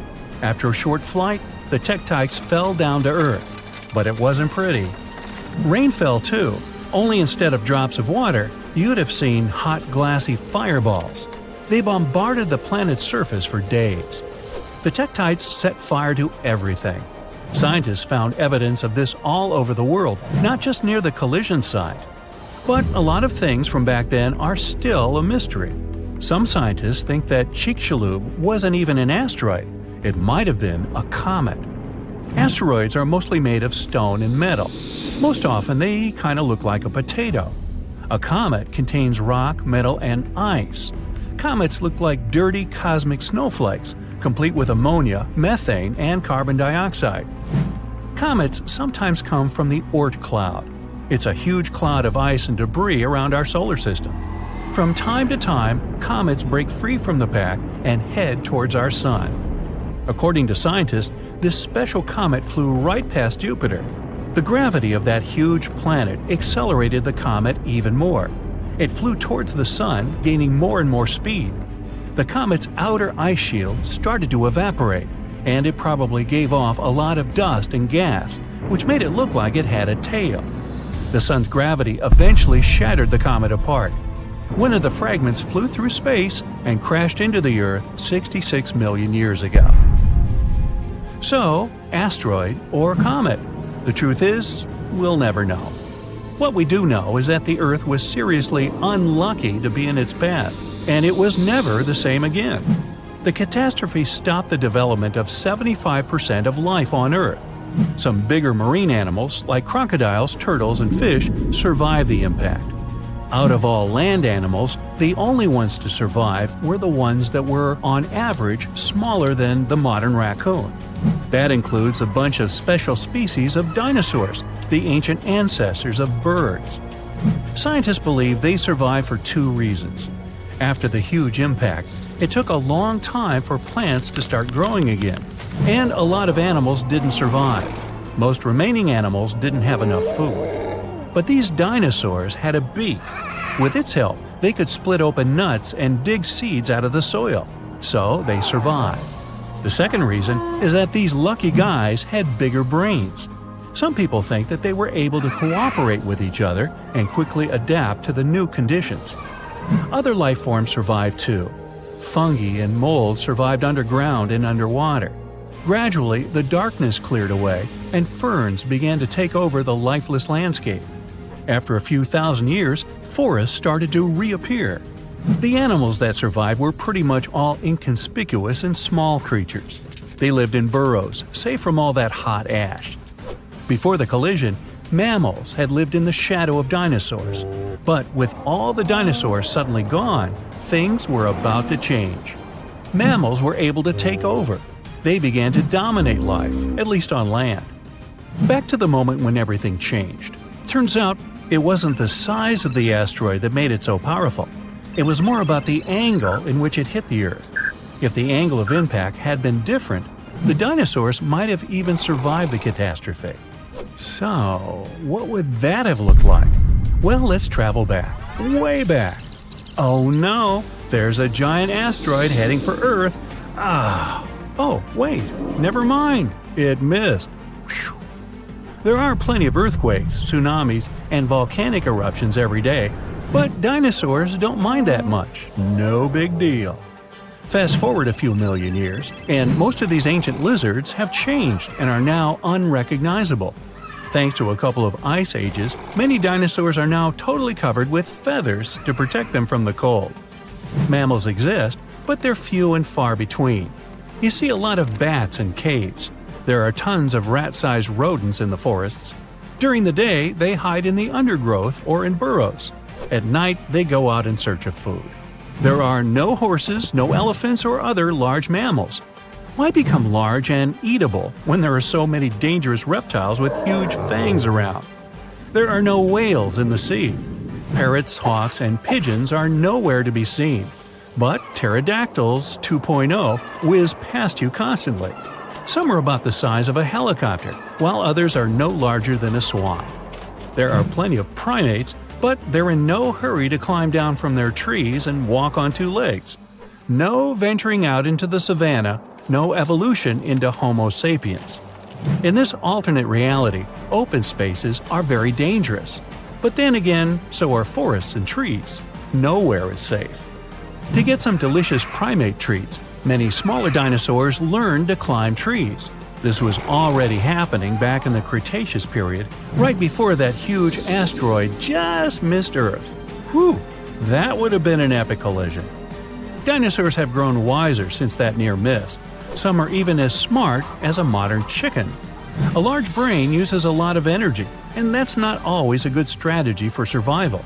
Safer to keep brains small and keep making those teeth bigger and pointier. Are you sure that it was an asteroid that caused the extinction of dinosaurs? There's this huge drama about why these horrifying creatures disappeared. It's a big deal in both science and movies. But what really happened to the dinos? How do scientists figure it out? And why does it even matter? Let's see. Let's take a trip back to England in 1842. There was a scientist named Sir Richard Owen. He was checking out some huge reptile fossils and noticed that 3 of them, Megalosaurus, Iguanodon, and Hylaeosaurus, had a lot in common. So he had this light bulb moment and decided to combine all these creatures into Dinosauria, which means terrible lizards in Greek. The scientists were studying dinosaurs and grouping them based on their looks. But then, Charles Darwin showed up and gave even a better idea. Turns out, species don't just appear out of thin air, they evolve. And now, everyone had to rethink how they were defining dinosaurs. They came up with a new idea called phylogenetic classification. Picture a big family tree with all creatures ever. Somewhere up there, we find Megalosaurus and Iguanodon, and we say all dino descendants come from their common ancestor. It's like tracing back your family tree, and if we go far enough, we find the ultimate dino ancestor. Sounds like a plan. But then, things got a bit complicated. When we talk about dinos, we've got the ones with feathers and beaks and the ones without. That's when we found out that birds are cousins to certain dinosaurs, maybe even evolved from them. After learning that, scientists had to look at the bird family tree and rethink the dino definition. In the end, they decided that birds are kinda dinosaurs, but not exactly. Confusing, huh? But in any case, now we have 2 groups. The first one is birds, and the other one is non-avian dinosaurs, which are extinct. That means now we have to reconsider our question. Instead of asking what caused the extinction of dinosaurs, it should be what caused the extinction of non-bird dinos. The answer might seem simple. People often think of a gigantic space rock as the dino destroyer. It's probably the first thing that pops into your mind. Even Google and other search engines agree on this one, like best friends copying each other's homework. History teaches us that about 66 million years ago, dinosaurs totally vanished, except for the ones that became birds. Of course, the truth is more complicated. And not all dinos vanished in one go. Some went the natural way, and there were many extinctions here and there during their time on Earth. But the big event we're talking about looks like a movie scene change. Like suddenly changing the channel on a TV. One poof. And the Earth went from the time of dinosaurs to the time of mammals. Scientists call these time periods the Cretaceous and Paleogen. We even give this special event a nickname, the KPG, or KT extinction. Some even refer to it as the 65 million years ago event, even though the more correct number is 66 million years ago. We've got 2 main theories in the spotlight: asteroids crashing and volcanoes erupting like crazy. Let's talk about the asteroid idea. So, around 66 million years back, Imagine a humongous asteroid smacking into Earth. This thing was about 6 miles wide, about as big as Mount Everest. It zoomed through the sky super fast, like a mountain going 100 times the speed of sound. And when it hit, it released a ton of energy. It crashed down in what's now southern Mexico, near a spot that's tied to the dinosaur extinction story, Chicxulub crater. Everything close to the impact was zapped into vapor in a snap. Picture the biggest energy burst in ages, like 1 billion years or more. Nothing near the crash site stood a chance. Next, there was the aftershock. As the fireball cooled down, the Earth's surface went bonkers. The ground twisted and shook, causing unimaginable earthquakes. The continents became huge, bouncy castles. And then, the stuff that got blasted up by the impact came raining back down like a rainstorm. Even if you weren't near the huge pieces falling in Mexico, you'd get hit by these smaller, super hot bits flying through the air. This made the air so toasty that forests burst into flames all around the world. Are you ready for more? Time for a massive tsunami. The ocean floor got all churned up, pushing waves inland around the Gulf of Mexico. But just imagine, even all that wasn't enough to destroy all the dinosaurs. For example, dinos in New Zealand were pretty fine, but we know that they all went extinct. So what happened to them? They felt a little rumble, and suddenly, the sky started getting all dark and gloomy, as if it was nighttime. And hold up, what's that? A blanket of ash is slowly creeping around the whole planet. Now, here's where the real drama happens. The big problem with the asteroid crash wasn't the instant boom you might think. It's all about the long-term effects. Imagine the stuff that got blasted up into the sky blocking the sunlight. Days turn into nights, and temperatures drop very sharply. A lot of plant-eating dinosaurs passed away, and hunters were having a great feast, but not for too long. Without sunshine, the food chain falls apart very quickly. Then, the ash falls back to Earth. Things go from bad to worse. Other nasty stuff starts floating around in the air like carbon dioxide. This carbon dioxide mixed with shattered seafloor bits makes the temperature go wild. The Earth was playing hot and cold all at once. That's when somewhere between 50 and 80% of dinosaurs said goodbye forever. What's even more sad is that this number only counts the species themselves.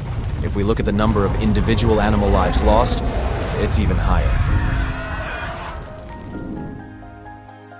You might think that at least the poor mammals finally got their chance after the dinos left. But even mammals had a tough time. We are very lucky that a few brave mammals managed to survive this crazy chaos. The ones who made it were like the little champs with speedy energy systems, flexible diets, or secret hideouts. But this story is only one hypothesis. Next, we have the volcanism hypothesis. Volcanoes. These fiery mountains are used to spitting out molten rock and causing epic destruction. But surprisingly, this theory isn't about explosive eruptions. Nope. It's about something sneakier and slower. Around 1 million years before the Dino Doom, there's this big change happening under the Earth's surface.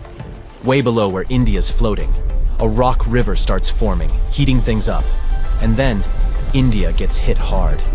It turns into a sea of lava, like a fiery ocean. It's like a gazillion of dump trucks filled with lava slowly pouring out. These solidified leftovers are known as the Deccan Traps, like a super deep layer of hard lava covering a piece of land the size of France. And just like in our asteroid story, the real trouble comes from the air. For hundreds of thousands of years, sulfur dioxide spread like an unstoppable shadow. It was making the sky gloomy and the rain toxic. Food sources turned into poison, and oceans became acid baths. And then, carbon dioxide took the stage. It was like a temperature button, flipping the Earth's climate upside down. It was a roller coaster of chaos. The ecosystems were stressed, food chains snapped, and species waved goodbye one by one. Both theories seemed pretty realistic. All the experts were having a big debate about which theory was correct and why the dinos disappeared. So, what is the real answer? Unfortunately, we don't know. Some scientists support one theory, some support the other one, and we're left scratching our heads. But hey, don't be too hard on the media or the scientists. They're all doing their best to figure out the mystery of the dinosaurs' disappearance. And maybe one day, we'll finally learn the real answer. So, stay tuned. Baby T-Rex was adorable. There, I said it. Hard to imagine those two words in the same sentence, but come on. Even Big Bad T-Rex didn't pop out of its shell all big, scary, and fully grown. In its first few months on Earth, Baby T was a cute, fluffy, turkey-sized ball of fuzz. It was kind of like a weird-looking bird coming out of an oversized egg. Not enough food, dangerous surroundings, asteroids, Poor baby T's were so helpless and weak, only about half of them made it to their first birthday party. Scientists think their fuzz was there to keep them warm when they were still small and vulnerable. Plus, it helped them camouflage and stay safe. Baby T's didn't have big, sharp teeth yet, so they mostly munched on smaller reptiles and insects. Baby T's grew up pretty fast. They put on up to 6 pounds a day. Hey, I've done that. No, not really, just felt like it. The weirdest fact about them? When they were little, their arms looked totally normal compared to their bodies. But by the time they were full grown, their parents were super famous.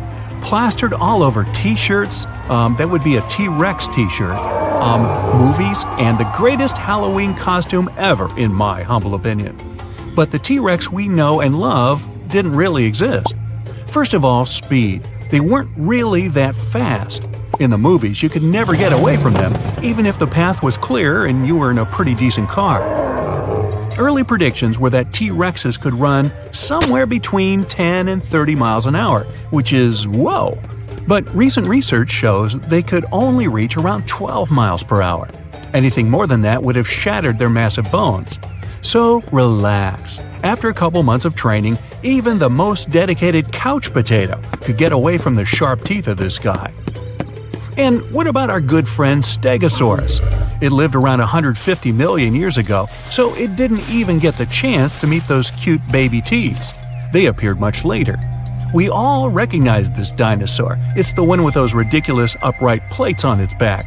They were sometimes up to 3 feet tall. You could hide behind one. Scientists still don't really know why they had them, but they think Stegosaurus could have regulated blood flow through them, like a massive bony thermostat. They also believe these dinos could use the same system to control their skin color, depending on whether they wanted to look good or look scary. Sounds impressive, right? Well, at least something about them does, because this poor thing had a brain that weighed just a tiny bit more than a tennis ball and was around the size of a walnut. That's a dog's brain in a hippo's body. Troodon was one of the most brainy dinosaurs. A great all-around fella, excellent hunter, stereoscopic vision, 6 feet long, and a brain that just won't quit. What a catch! Troodon's remains were one of the first dinosaur discoveries in North America. One of the weirdest members of the dinos was definitely, well, let's just call her Sue. If you met her, you'd feel like you're looking at a big turkey rat thing with a super furry body. It might be the long-lost grandma of the modern ground sloth. Its buddy, Pegamastax, definitely wasn't far behind when it comes to racking up the weirdo points. It looked like something between a porcupine and parrot. But don't say that to its face, it had a couple of pointy teeth that could sharpen against one another. The largest and one of the heaviest known dinosaurs was Argentinosaurus. No one ever found a complete skeleton, but this beast must have weighed about 100 tons and was about 130 feet long. Compare it to the biggest animal we have now, the blue whale. It's only 100 feet long.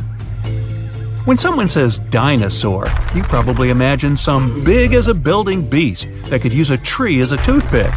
Some of them were gigantic, true, like those long-neck, long-tail dinos. Those things were as long as an airplane. But many of them were small and lightweight, some of them the size of pigeons.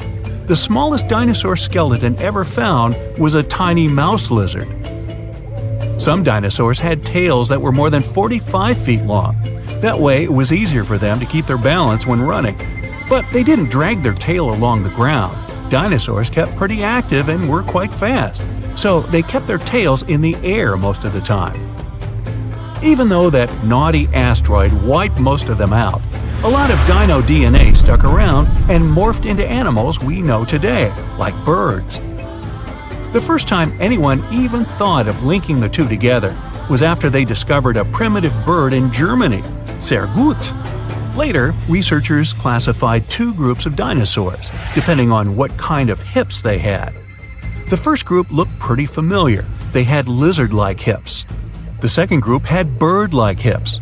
And a third group looked like Shakira, which is where her tune My Hips Don't Lie comes from. Actually, no. Also, plenty of old-school carnivores had bones filled with air, which is something birds have too. Birds may be the dinosaurs' living descendants, but some animals actually witnessed the age of dinosaurs. If only they could talk. Snakes, bees, sharks, crabs, lobsters, yum, crocodiles, cockroaches, even green sea turtles. They all actually saw real dinosaurs. So jealous. Carnivore dinos mostly walked on 2 feet. That way they could be faster and have their hands free to grab a little snackosaurus. Plant eaters walked on 4 feet so they could carry their heavy bodies. Some of the bigger plant eaters needed around a ton of food per day, literally. Imagine animals so big they had to eat a house-sized pile of veggies on a daily basis. Still, a huge bush a day keeps the doctor away. Is that where that started? There are around 700 known species of extinct dinosaurs. Sounds like a lot, but we probably haven't discovered them all. 5 years back, they found out about a new type of dinosaur. It had these stubby horns right above its eyes, which looked so much like the comic book character. They named it Hellboy. Hop on the bright side of life together with our brand new tees, hoodies, and more. Click the link to pick your choice. In the 90s, scientists discovered a crater in Mexico's Yucatan Peninsula. You know the story. Around 66 million years ago, a meteor the size of Mount Everest hit our planet and filled the atmosphere with dust, gas, and debris that caused a serious climate catastrophe. It triggered a heat wave and a blast wave that went up into the atmosphere, partially blocking out the sun. Game over. Thanks for playing, dinosaurs. The age of humans never crossed over with the dinosaur era. Dinosaurs disappeared more than 60 million years ago, but they existed on Earth for 160 million years. Modern-looking humans have only been around for about 250,000 years. Only 59 million years to go, people. Not all the dinosaurs were on vacation in Mexico when the asteroid hit. They lived all over the globe. Some lived in deserts, while others lived in areas near ancient rivers surrounded by thick forests and rich vegetation. They weren't too picky, so they lived wherever, even Antarctica. But it wasn't covered in snow back then. Both poles had forests growing on them. Most people imagine all dinosaurs to be grayish-green because of the movies. Plus, we usually just think of them as giant lizards. Scientists still don't know much about dinosaur skin tones, but researchers recently found some evidence that dinosaurs totally embraced the rainbow. One little guy had white and orange rings on its tail. Dinosaur is Greek for terrible lizard. Scientists used to think dinosaurs were mostly cold-blooded like snakes, lizards, or other reptiles. Turns out they were wrong, maybe. Some evidence pointed to them being warm-blooded like mammals. Somewhere in 2014, scientists discovered that most dinosaurs were mesotherms, a little of this, a little of that. And it turned out many of them had feathers, just like little baby teeth. It helped them regulate their body temperature. Another thing we got from the movies and totally thought was real, what dinosaurs sound like. Producers usually mix together a bunch of animal noises to get that authentic dino roar. T-Rex is usually a mix of alligator, tiger, and the squealing of a baby elephant. And that dreaded T-Rex breath? It was just the sound of air going through a whale's blowhole. Traveling back in time now, this used to be hard. We fly past the Middle Ages, the first human civilization, the ancient ancestors of the first humans, the dinosaurs, the first land animals, the ancient sea creatures, and so on to the very beginning of all time. And there it is! This nebula is our solar system. Right now, it's just a cloud of multicolored dust made of hydrogen and helium spinning around. This cloud has begun to shrink and become denser. There's a theory that there were supernova explosions near our nebula. Their shockwaves squeezed the nebula from different sides until the center of the cloud became too heavy. The enormous weight presses it, and nuclear chain reactions begin at the very center of this cloud. It heats the cloud and makes it glow. Soon it forms into a dense sphere, and that's how our sun is born. It happened about 4.5 billion years ago. Our planet doesn't exist yet. There's only a disk of dust and space debris orbiting the young sun. These pieces of debris are fusing gradually and getting heavier and heavier. Let's look at the very center of this pile of asteroids. The total weight of the debris compresses the central region so much that a dense metallic core is forming there. The enormous pressure heats the core, and the temperature at the center of the young Earth reaches nearly 10,800 degrees. And there's a liquid core around the solid one. It creates the magnetic field of our planet. Now, when radiation from the sun and the solar wind reaches Earth, it smashes into a shield in the form of our magnetic field. So far, our planet is burning and looks more like a ball of lava. But it begins to cool down, forming a solid crust. At this point, another protoplanet appears on the horizon. It looks more like an asteroid, the size of Mars. And this massive piece of debris flies towards us. It hits the young Earth at such an angle that it knocks a part of our planet outward. The debris itself breaks into several pieces and stops in our orbit. After a while, all of this debris comes together to form the Moon. As a result of this collision, the Earth began rotating too fast. A day now lasts about 5 hours instead of the usual 24. But the Moon is heavy enough to slow our planet's rotation with gravity. Now, the Earth doesn't look like a hospitable place. The gravitational forces of the Moon are penetrating deep into the Earth and causing more volcanic activity. Also, meteorites are constantly falling here, causing frequent explosions on the surface. Ow! The gas that comes out of the volcanoes forms our atmosphere. The ice that was brought to our planet on meteorites evaporates. The vapor rises and turns into rain. This rainwater falls to the surface, cooling the hot lava and forming the first lakes and rivers. For several hundred million more years, Earth resembles the surface of Venus. It's a lifeless place with a bunch of volcanoes, acid rains, and no oxygen to breathe. The sun wasn't as bright as it is now. Plus, the sun's rays could barely pass through tons of volcanic dust in the atmosphere. But about 3.5 billion years ago, the first life appears here in the form of single-celled organisms that didn't need oxygen. They appeared in the shallow, warm parts of the ocean near the shore.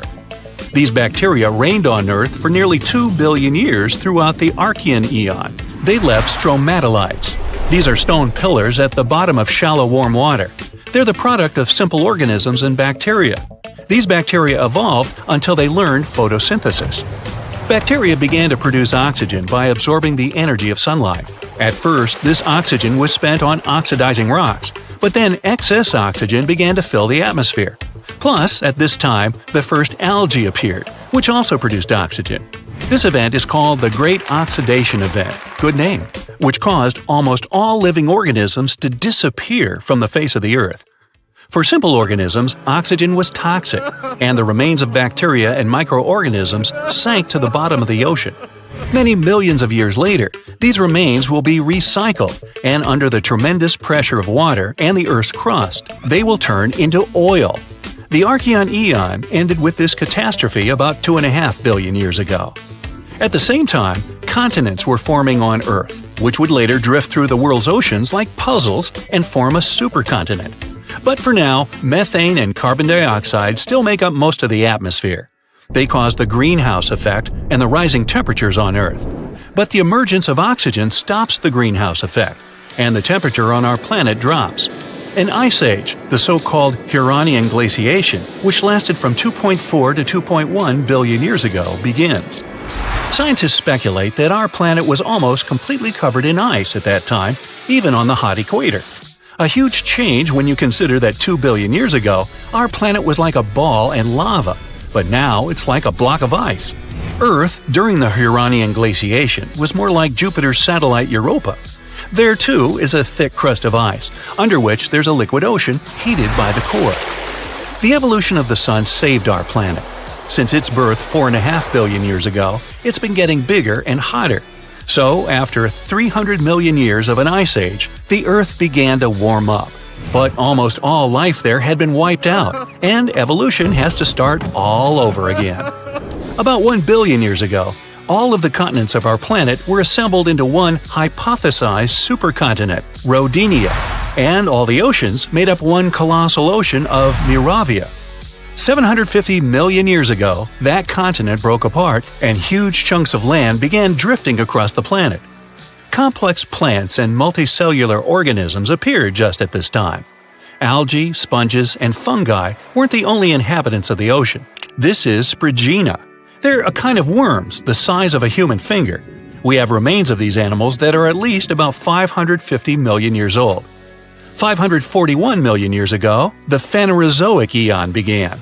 The main event at that time is the Cambrian explosion.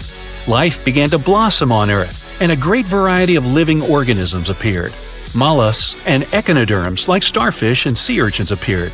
Living organisms evolved, having not only an internal but also an external skeleton, like trilobites.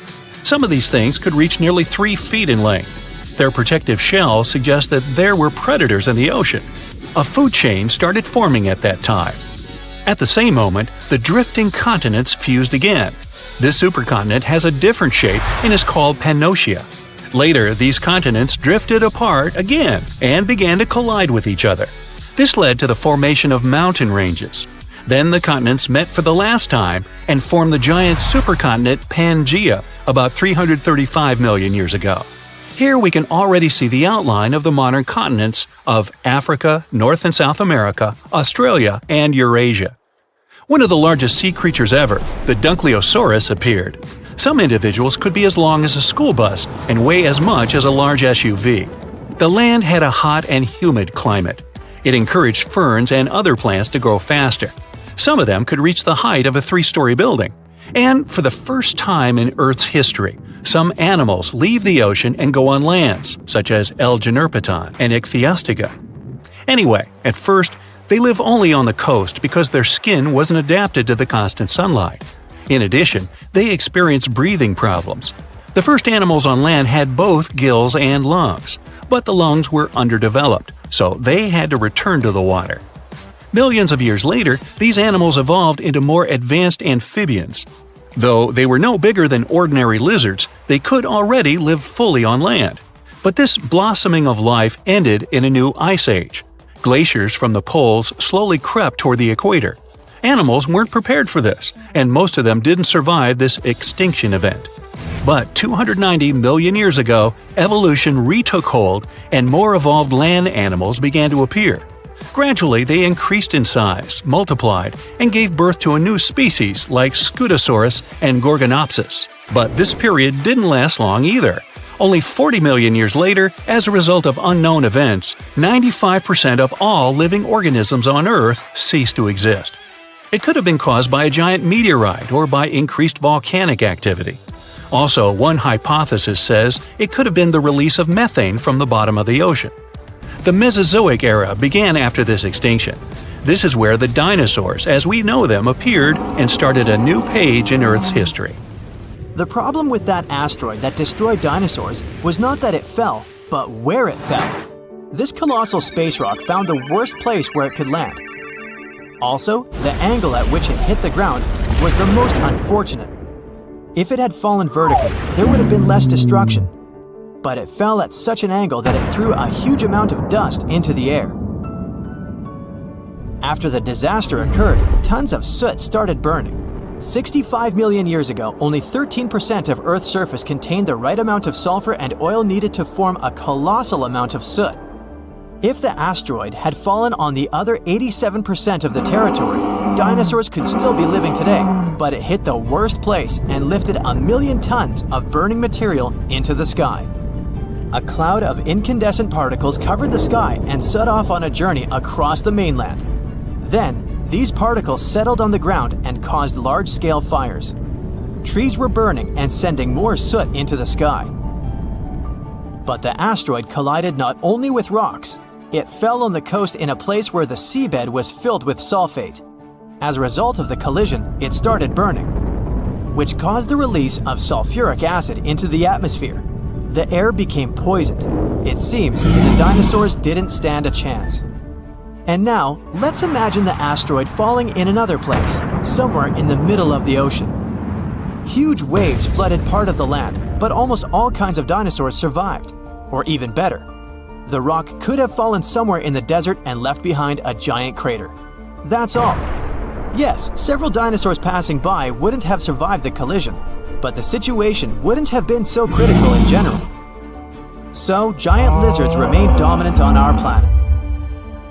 They don't allow other animals to develop since Tyrannosaurus and other ferocious reptiles hunt mammoths and other ancient creatures. The population of mammals is decreasing.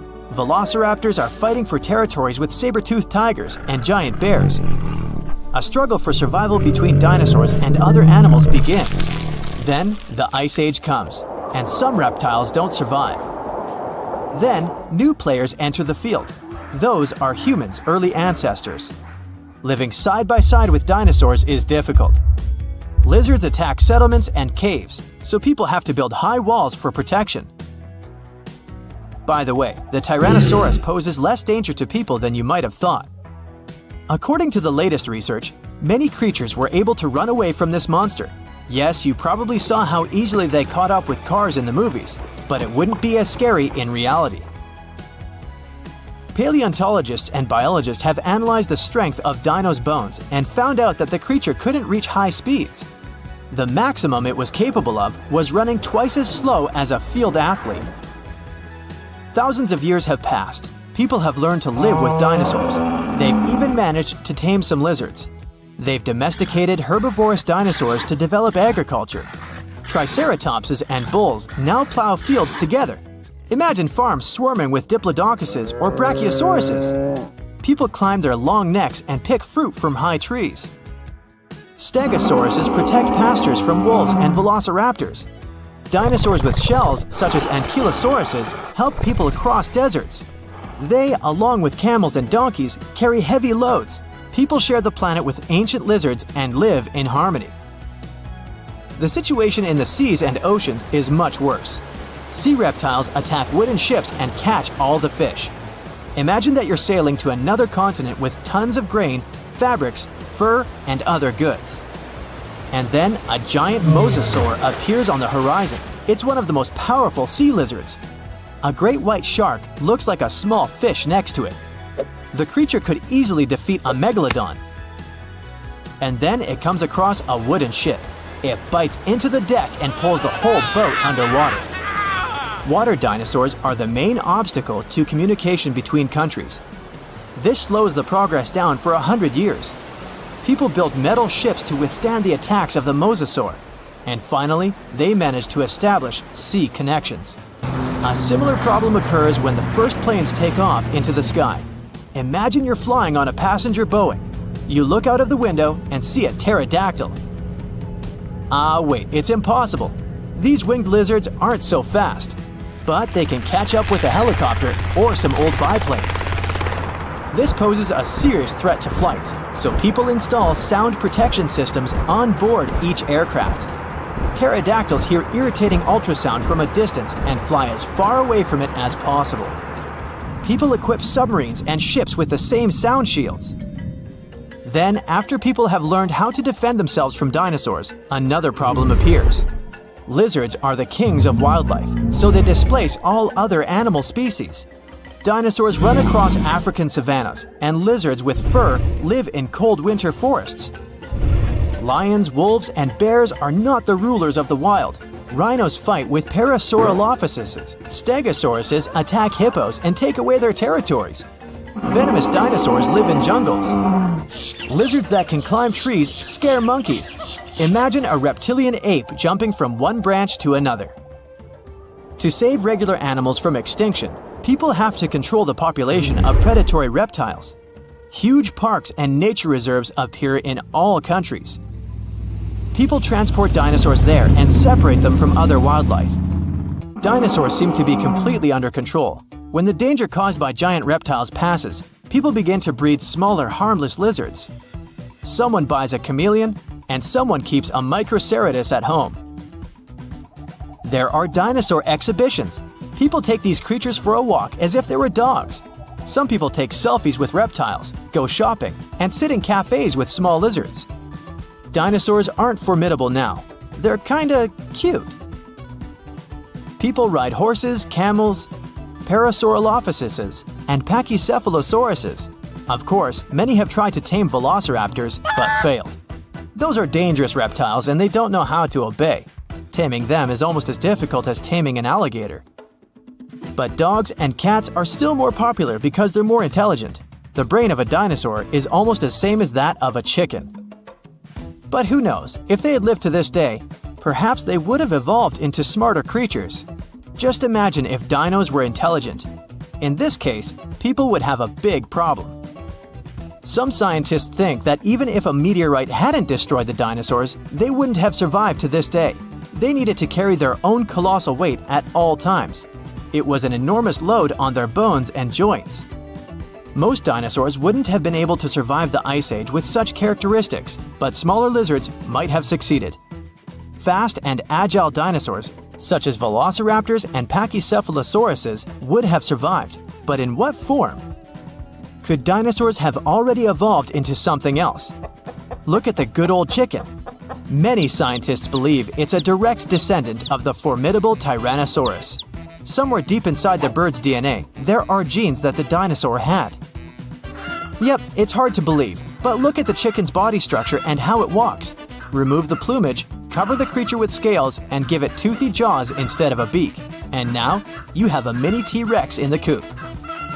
And by the way, not only chickens might be the relatives of giant lizards, many birds are dinosaurs' living descendants.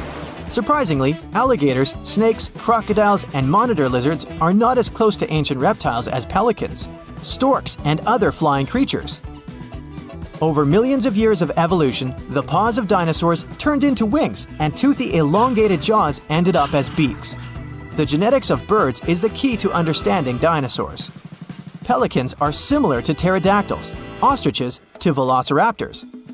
Perhaps many other animals also share some genes with ancient lizards. If the meteorite hadn't fallen, all dinosaurs would have evolved into completely different, unusual creatures. Scientists want to carefully study the DNA of birds and try to reverse evolution with the help of genetic engineering. They hope to breed dinosaurs out of eggs one day. But to do this, they need to find a specific genome that hasn't changed over tens of millions of years. It hides in the DNA. And it's not so easy to find it and extract it. Do you think we will see powerful reptiles by 2050? It was a 40 feet long and 12 feet tall beast, the king of dinosaurs. Its massive and muscular body weighed up to 8 tons. Its serrated teeth were sharp, and its jaws had a bite so strong they could crush a car. The creature had 2 powerful legs. It lived in forested river valleys all across North America, almost 70 million years ago. I'm talking about the most famous movie star among dinosaurs, T-Rex. It was very smart, with a brain twice as big as that of any large meat-eating dino. It was slower than other hunters, developing a speed of up to 12 miles per hour. Its other weakness was its small arms. Some scientists think they were just an evolutionary leftover, like the pelvic bones of some snakes. But others believe T-Rex used its arms to hunt. Its 4-inch claws helped the animal out. T-Rex was undoubtedly frightening, but surprisingly, there were even scarier dinosaurs in the past. Around 100 million years ago, there was a giant creature with the name that meant a spine lizard. It was Spinosaurus, the largest carnivorous dino. It was bigger than T-Rex and could grow almost 60 feet long. Its weight could be as great as 22 tons. The animal had long spines on its back. They could grow up to 7 feet long and were connected by folds of skin. They formed something that looked like a sail. Some scientists think it was a hump Spinosaurus used to store water. This dino had dense bones and short hind limbs. Researchers believe that these dinos could use their flat and wide-clawed feet for paddling. This was the first dino that could ever swim. Unfortunately, it couldn't process smells like most other theropods. These were a group of two-legged carnivorous dinosaurs that appeared on Earth 230 million years ago. That's why the animals the creature hunted could hide from it on land. The Spino-dino spent most of its time in the water. It roamed the swamps of North Africa and mostly fed on fish, big prehistoric sharks, and sometimes other dinosaurs. It had a long, thin, and narrow snout like a crocodile. Unlike other dinos of its kind, which had curved teeth, Spinosaurus had conically shaped straight teeth. Giganotosaurus, which is the Greek word for giant southern lizard, was considered the largest meat-eating dino until Spinosaurus was found.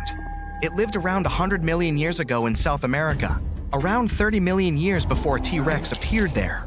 It was longer and taller, but more slender than T-Rex. And while T-Rex had 2 fingers, this giant had 3.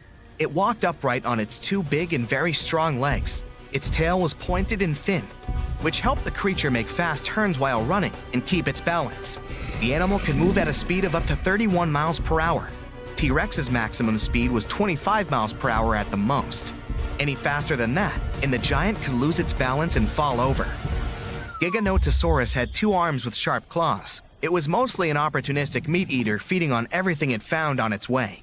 Its bite wasn't as strong as T-Rex's, but it still managed to deal with some bigger animals, like herbivore dinosaurs. Maybe there was even an Giganotosaurus among them, the biggest animals ever found. It's hard to imagine how Giganotosaurus could take down a 50-ton beast on its own. That's why scientists think they may have hunted in groups. The animal's only weakness was its small brain. It was twice smaller than T-Rex's. This means the T could at least win a chess game.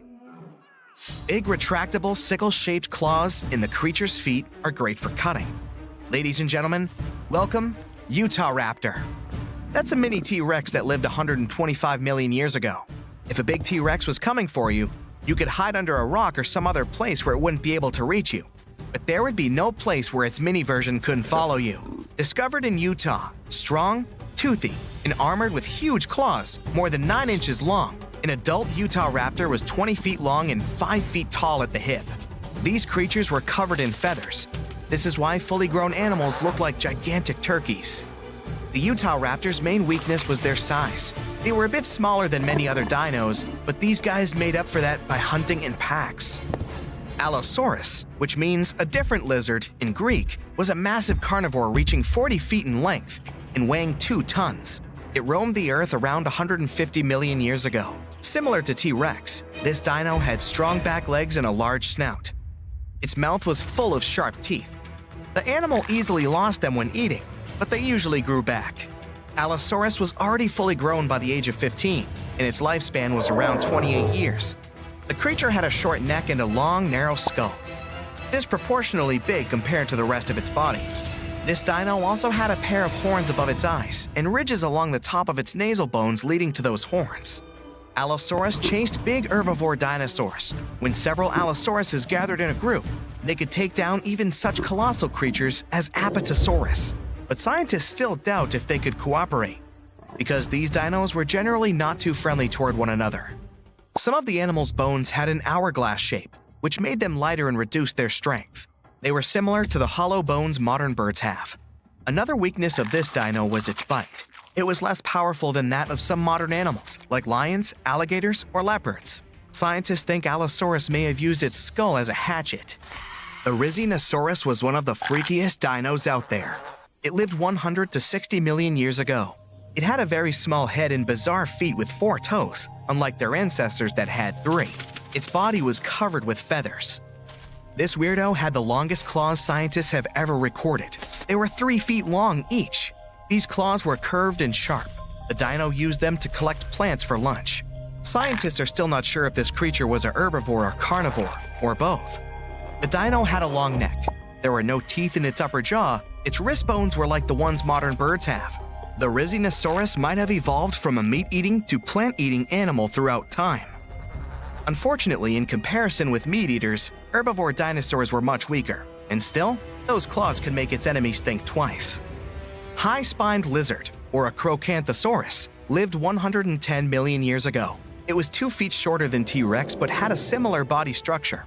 Like T-Rex's, these creatures often went after bigger and more challenging animals. For example, With those backbones so hard, it seemed as if they were carrying a giant turtle shell, like Ankylosaur.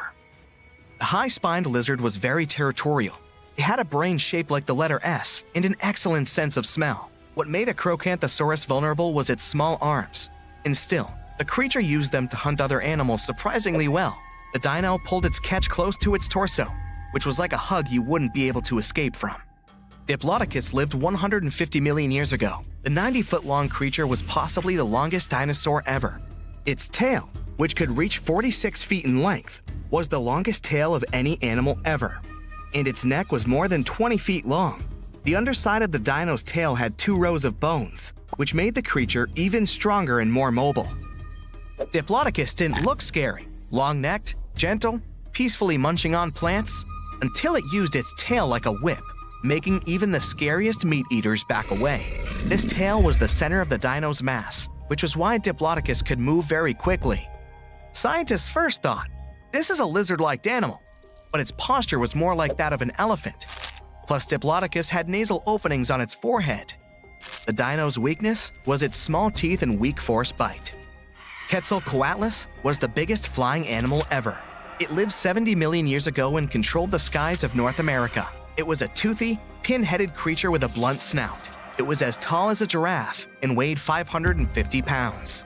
Quetzalcoatlus had a small torso and long neck and legs. Its wings were short compared to the rest of its body, but still long enough to stretch for 40 feet. Scientists think this animal could fly at a speed of up to 80 miles per hour and travel 400 miles in a day.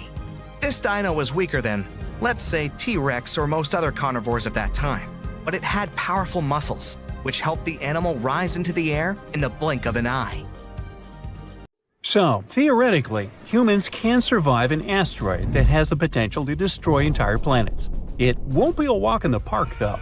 Let's go back in time to 66 million years ago, in the late Cretaceous period. The Earth, before humans, where dinosaurs are thriving. The plants and animals are rich and diverse. You'd see a T-Rex chasing a Triceratops, or the massive Alamosaurus, one of the biggest animals to ever roam the planet, towering over the landscape. In Texas, they remember the Alamosaurus. And watch out for the Ankylosaurus, a living tank swinging its tail like a wrecking ball at any threat. As you're about to enjoy a quiet evening under the stars, a bright new light appears in the sky of the northern hemisphere. Now, a new star in the sky doesn't really stand out at first. It's just twinkling like the rest. But give it a few hours, and you'll notice it's getting brighter. Check again the next night, and boom, it's the brightest thing in the sky, outshining planets and even the moon. Then finally, it horrifyingly outshines the sun. The star was the Chicxulub asteroid, which left a gigantic crater now called Chicxulub crater in Mexico's Yucatan Peninsula. The asteroid enters the Earth's atmosphere at a blistering 12.5 miles per second. It blasts through 60 miles of the atmosphere in about 3 seconds. It falls so fast that even the air can't get out of its way. The air gets squashed and heats up to thousands of degrees in a blink. Before the asteroid even touches the ground, this super-hot air has already vaporized much of the sea where it's about to strike, near the Yucatan Peninsula. Then, in a flash, the asteroid smashes into the Earth, screaming over Central America with a loud boom that echoes everywhere. It doesn't just smash the ground, it makes the soil and rock flow like liquid. The asteroid digs a hole so wide and deep that it nearly touches Earth's inner layers and throws up dirt more than 20 miles high. At that exact moment of impact, the asteroid also turns its massive speed and weight into heat in a split second. It puts so much energy into the Earth that it makes molecules move faster than the surface of the Sun. This massive energy created a giant ball of plasma, superhot charged gas that includes bits of vaporized rock. This all shot out at incredible speeds. The shockwave from the impact and the heat turned the Earth around the crash site into gas instantly. This set off earthquakes all around the world. And it's not just the rocks flying around that you need to worry about. As they plummet through the sky, they rub against the air, heating up so much that they set fires all around the world. The heat they give off could be compared to an oven cranked up to its highest setting. This fiery shower causes most of the world's trees to burn down. The entire world is now on fire. Soon it changes everything. In a blink, dinosaurs were wiped out, making way for mammals to rise. And not only dinosaurs, 75% of species and big creatures disappeared, leaving behind only some small birds and critters. So, how could you, a human, survive something like that? Now, some animals made it back then. To survive, we need to learn from their resilience. The only birds that survive even in the toughest conditions are the ones nesting safely on the ground. Among the few larger animals that manage to dodge extinction, all have ways to deal with the heat. Some, like certain small mammals, snakes, and lizards, can dig themselves into cooler underground burrows. Others, like crocodiles and turtles, just hide in the water. So, if you're exactly on the other side of the planet when the strike happens, and you act super fast, you might just make it. Right now, the impact is about 10,000 miles away, but don't underestimate its power. As soon as you hear the loud boom, head underground as quickly as you can. And be careful, because you'll feel the earth shake about 30 minutes later. Hide in a deep cave, preferably with a narrow entrance. It would protect you from the falling debris, and the temperatures underground would be stable. Also, some caves have natural water sources, rivers or streams. You might also prepare for the not-so-great diet of insects, fungi, or poor small animals that also seek refuge in the cave system. But it's better than nothing. You also need to be extremely far away from any large bodies of water. Being near the ocean might seem like a safe bet during a massive asteroid impact because the sea can buffer extreme temperature changes. But the earthquakes trigger terrifying tsunamis, even in lakes or fjords. The asteroid's crash sets off not just one tsunami, but many, and they're as tall as skyscrapers. Within an hour, colossal waves between 600 and 1,000 feet high hit the Gulf Coast, slamming into places like Mexico and the southern United States, and flooding miles inland. These waves are so powerful, they even push rivers backward. These tsunamis continue around coastlines, reaching the east coast of the United States, and 6 hours later, they hit Europe, Africa, and the Mediterranean. By 15 hours after the impact, there isn't a coastline on Earth that hasn't felt the wrath of these waves. Well, let's say you survived the initial impact somewhere deep underground, but your troubles have only begun. The Chicxulub asteroid strikes a region loaded with sulfur. This sends 100 billion tons of sulfur and an enormous amount of water into the sky. The water vapor forms massive storm clouds. They start to rain acid. In colder places, huge snowstorms bury the land under feet of snow each day. The impact also vaporizes massive amounts of oil, throwing up 150 football stadiums worth of it into the air. This oil turns into a thick black soot in the stratosphere. It coats the Earth like black paint. And even when the acid rain calms down, this carbon stays up above the clouds and doesn't wash away. This sooty layer blocks out 90% of sunlight, plunging the Earth into a cold darkness that lasts for at least 3 years. The world cools down by about 50 degrees on average. Now, when you finally leave your deep cave, you must look for places where you won't freeze. The only spots spared from the frost are tropical islands like Madagascar, India, which was an island back then, and Indonesia. These places have surviving plants and animals, and they even continue to get fresh water, unlike most of the world. Everything else in the world looks like a huge nuclear wasteland. These tropical islands are safe spots during an asteroid apocalypse, but don't think of them as paradise. These places still only get about 10% of their usual sunlight and barely enough rain to avoid turning into deserts. In this chilly, gloomy setting, most food chains fall apart. If you want to survive, you'll need to bring lots of extra food with you, for the next 6 years at least. Now, some things are lucky enough to survive. Fossils tell us that freshwater ecosystems did well, so staying close to a river or estuary might be your best shot at finding food. You could come across turtles, crocodiles, and some fish. Animals like clams, snails, and small crustaceans that live in the sediment also manage to hang on. And while a bit warmer than everything else, these places are no walk in the park. You'd need to pack warm clothes to have any chance of survival.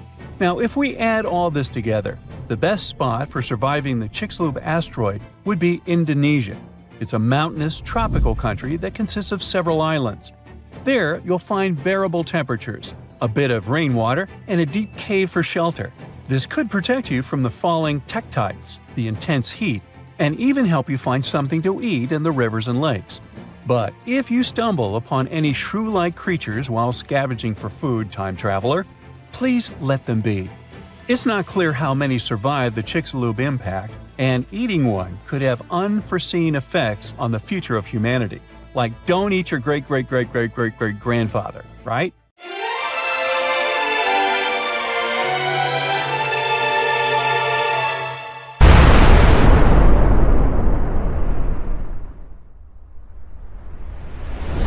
From tiny critters to colossal creatures, all animals are trying to escape from a wall of fire moving in their direction. The temperature is rising, and everything around starts catching fire. Soon, lots of animals and plants on Earth will cease to exist. This is the aftermath of a giant asteroid crashing into our planet. But what if dinosaurs had had critical thinking skills? They could have guessed what was going to happen, because this asteroid was visible a year before the impact. 1 year before the impact.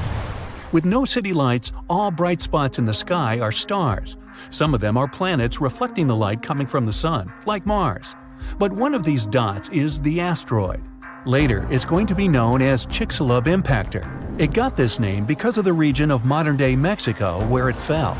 Anyway, at this point, the asteroid looks like a star. It has the same brightness as Neptune. You could even have photographed it with a high-quality camera. If only dinosaurs had thumbs. The impactor is now passing through Jupiter's orbit. From this distance, Earth looks like a pale blue dot. 1 month before impact. The asteroid has become much brighter. It's now the most brilliant spot in the night sky after the Moon. The asteroid crosses the orbit of Mars. Its tail, consisting of dust and gas, is getting longer and longer. It's now as long as 2 times the distance from Earth to the Moon.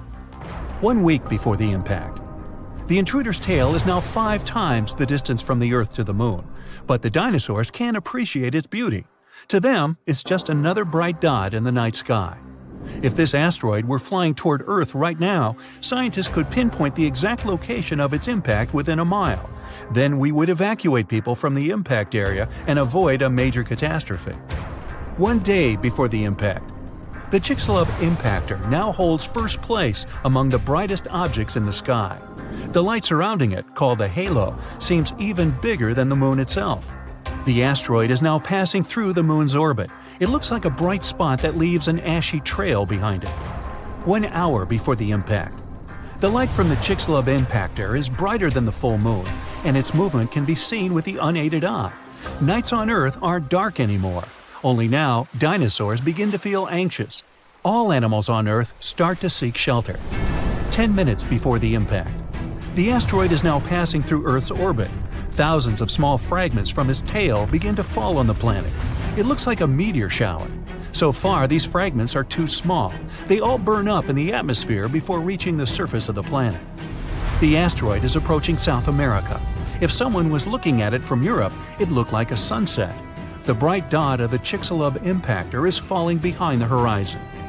2 minutes before the impact. Dinosaurs can now easily see the asteroid shape. If they knew how to do it, they could even estimate its size.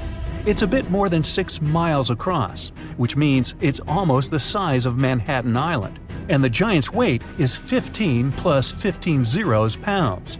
It's flying toward the Yucatan Peninsula at a mind-boggling 7.5 miles per second. At that speed, you could get from New York to Los Angeles in around 10 minutes, but you'd kind of burn up on the way. 10 seconds before the impact. The Chicxulub impactor is now approaching the ground.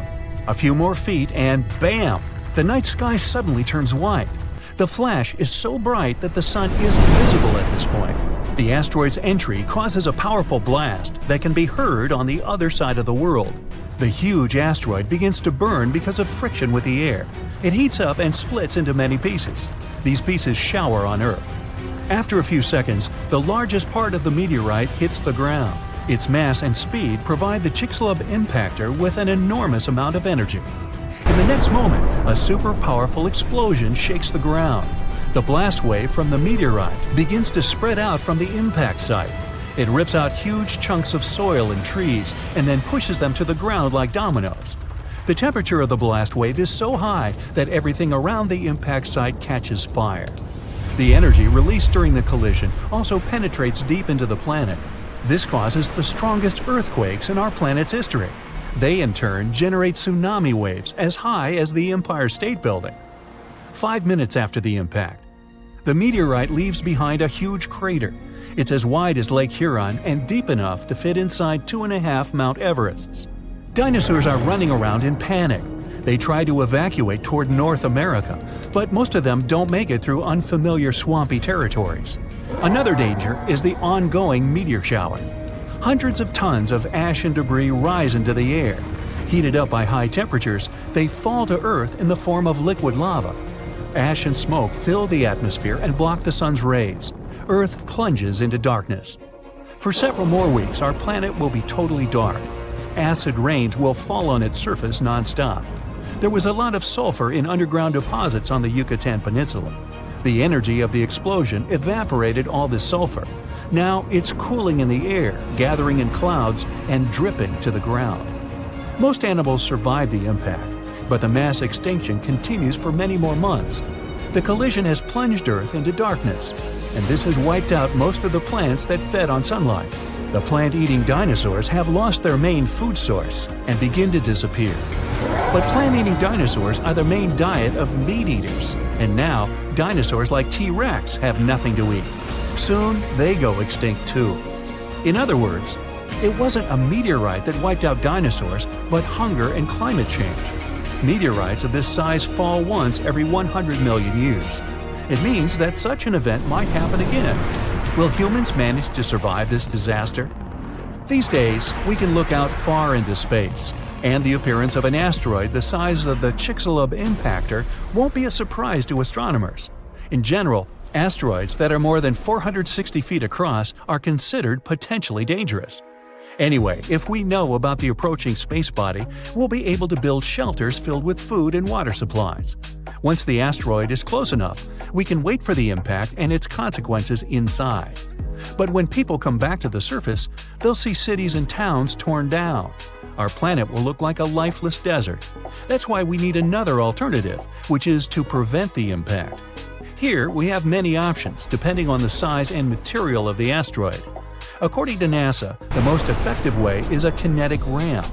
We'll need to send a fairly large and heavy object, such as a spaceship, into space. When it approaches the asteroid, scientists will choose the perfect trajectory, and the ship will crash into the space body. A powerful collision will change the asteroid's course, making it fly past Earth. The further this space body is from our planet, the easier it'll be to send it away. Another option is a controlled explosion on the surface of the asteroid. Newton's first law of motion will help us here.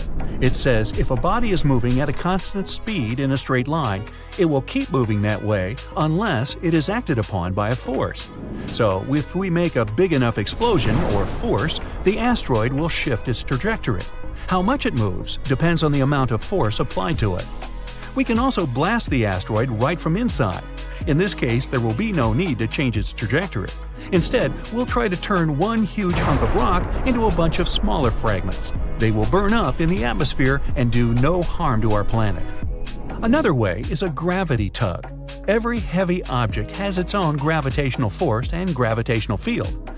Our goal will be to send a spacecraft to the asteroid and make it fly close to the intruder. The asteroid will attract the spaceship, but its engines will resist. As a result, the ship will slowly but surely pull the asteroid toward itself. This method will take much longer, but gradually, the trajectory of the asteroid will change and it won't crash into Earth, hopefully. We can also use solar power. We can build a spaceship with a system of giant magnifying lenses. Then we'll send that station closer to the Sun. When we spot an asteroid, we'll point the lens in its direction and focus the beam on the space body. The heat from the Sun will cause the asteroid's material to evaporate. Eventually, this will make the intruder change its trajectory. Big herds of dinosaurs run through the forest. The temperature rises rapidly, and everything behind them begins to ignite. Some dinosaurs get stuck in swamps and can't get out. Pterodactyls fly over their heads as they try to avoid the blast wave that will soon cover the Earth. This event happened about 66 million years ago. It wiped out almost every living thing on Earth. Birds and flying dinosaurs were just about the only ones who could survive the most massive extinction event ever. Hey, don't blame me, I wasn't around then. Let's go down their evolutionary tree to look at the world's first bird, Archaeopteryx. It was about the size of a modern raven, but it looked like a small dinosaur with feathers. It had many small conical teeth, almost like alligators. It's because Archaeopteryx was closer to reptiles than to birds. However, its brain was 3 times larger than that of these reptiles. Although it had wings with feathers, it could hardly fly like modern birds. Its shoulder joints didn't allow it to lift its wings above its back, so it couldn't make a full wing beat. Most likely, Archaeopteryx was capable of gliding flights with small wing flaps. Evolution has led to more evolved species capable of full flight. Pterodactyls. These guys had no feathers, but membranes made of skin and muscle. Its wingspan was about the length of a human leg. It could fly perfectly and catch fish and small animals. Although flying dinosaurs could easily outrun terrestrial predators like velociraptors and T-Rexes, most of them didn't make it through the impact of a giant meteorite.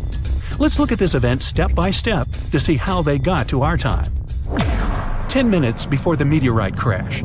A massive rock about the size of Manhattan Island is moving towards Earth in space. It weighs 460 trillion tons. That's like 3 trillion blue whales, the heaviest mammals that ever lived on Earth, and it's approaching our planet at 12 miles per second. At that speed, it could cross the Atlantic Ocean in just 4.5 minutes. That's twice as fast as our modern spacecraft could fly. 5 seconds before the meteorite crash. Ooh, this is getting tense. The Earth's gravitational force continues to pull the giant meteorite. It blows a hole in our atmosphere and creates a popping sound so loud you could hear it on the other side of our planet. All the animals on our planet wake up in a panic. They lift their heads up and see a huge rock that begins to burn through the air. Smaller fragments start to break away from the main meteorite. This fire is so bright that it shines almost like the sun. Flying dinosaurs and other ancestors of modern birds are the first to sense danger. They make a beeline to the sky and try to fly as far away from the impact site as possible to save their lives. The moment of impact. The colossal mass and velocity of the meteorite give it an enormous amount of energy. As soon as it touches the Earth, it causes an explosion of 150 trillion tons of TNT. The blast wave literally rips out chunks of our planet and throws them up. A huge wall of energy begins to move from the point of impact in all directions. It snatches the trees out with their roots and pushes them to the ground like dominoes. The shockwave completely wraps around our planet. This energy turns into heat. Everything around the impact site begins to ignite. Green jungles and trees turn into smoldering charcoal in seconds. The ground and rocks simply evaporate. The collision caused a massive earthquake. Some dinosaurs may have fallen into cracks that appeared in the ground. A strong earthquake caused a tsunami with waves higher than the Empire State Building. Dinosaurs that weren't trapped in the burning forest were washed away by the enormous waves. The dinosaurs of North America tried to escape by running to the north, but the blast wave inevitably catches up with them. Flying dinosaurs have no problem with earthquakes or tsunamis. They fly high enough to avoid the giant waves, but they will have to contend with continuously falling meteorite debris. 5 minutes after the meteorite crash. A meteor shower of giant rock fragments continues to fall to Earth. Some meteorites were the size of a car, others were more like a large building. Ashes and dust rise into the air. Their temperature is so high that they melt and turn into liquid lava and then fall back to Earth, causing more fires. Meteor showers cause trouble for flying dinosaurs too. They have to maneuver and dodge the falling red-hot rocks. The high temperatures are a huge problem for them because it might make them lose feathers. With no feathers, they aren't able to fly. 10 hours after the meteorite crash. The dinosaurs continuously ran north all this time. They found themselves in unfamiliar territory with many swamps. Giant dinosaurs like T-Rexes have legs as long as an adult human's height. They have a chance to get through this terrain, but if they fell, they could never get back up. The smaller dinosaurs like Triceratops had short legs and couldn't go through the dense swamps. 1 month after the meteorite crash. 15 trillion tons of ash were ejected into our atmosphere. A dark cloud blocked the sun, and the Earth was immersed in complete darkness. Surviving plants couldn't feed on the sun's energy and stopped producing oxygen. Surviving dinosaurs could hardly breathe because of the lack of air and a large amount of dust. The lack of sunshine in the sky made phytoplankton disappear. Many marine animals were left without their only source of food. The dust and ashes in the atmosphere prevent our planet from getting heat from the sun, and the temperature here is beginning to drop. The place where the meteorite fell was rich in sulfur. This toxic acid evaporated at the time of the impact and formed in clouds. Now there are acid rains on Earth. Flying dinosaurs now have to hide from these rains. They have to stay in caves and can't go outside to get some food. So far, a large number of terrestrial and flying dinosaurs have survived. They come out to see the aftermath of the disaster. The site of the impact was in present-day Mexico, the Yucatan Peninsula. The Chicxulub crater is located here. It's about 93 miles wide, like half of all of Lake Michigan, and it's 12 miles deep. You could plunge the whole Mount Everest in there, and there would still be 6.5 miles of available space. It wasn't the impact itself that made the dinosaurs disappear. The fire destroyed most of the plants the herbivorous dinosaurs ate. With no food, their numbers dwindled rapidly. Predatory dinosaurs had nothing to eat either. Acid rain and the disappearance of phytoplankton threatened all marine life. Even though birds managed to avoid the blast waves and tsunami, they were short of food too. About 80% of all birds didn't make it to the end of the extinction event. The problem was that all of the forests on Earth were wiped out. Most birds would nest and live in trees. Besides that, the forests were always full of food, from all kinds of ants and termites to flying insects and small mice. So, only those species that lived on the ground and could fly well survived. Most likely, they fed on the seeds of small surviving plants. This habit made flying dinosaurs lose their teeth during evolution. Instead of jaws with a bunch of sharp teeth, they got long beaks to grab tiny seeds from the ground. Although Earth looks like a terrible place to live now, there's an evolutionary boom for birds. They have to travel long distances in search of food. Their wings get stronger. They also feel safe from predators who regarded them as food before. No T-Rex now catches a sleeping bird off guard. About 1,000 years after the collision, the first dense forests appear. It gives another boost to evolution. 1,000,000 years later, forests full of food are populated by the ancestors of modern mouse birds. And 65 million years later, in modern times, we have about 10,000 species of birds. Pigeons, crows, eagles, and hawks, even penguins. These are all descendants of the dinosaurs. But there were other survivors. Some alligator and crocodile ancestors were able to adapt to changing conditions. About 80% of turtle species managed to survive the mass extinction, and now their descendants live among us. Snakes and lizards were also able to wait out the hard times in their burrows. Even some mammals, like monotremes, survived. This hedgehog-sized animal was able to continue to evolve. Many millions of years later, these mammals evolved into primates, which later gave life to modern humans. Much later came the iPhone. Now, thanks to new fossil discoveries and technologies, we're getting to learn more and more about the biology of dinosaurs. Some people don't need to know more than the fact that a few of them were colossal, terrifying, and vicious.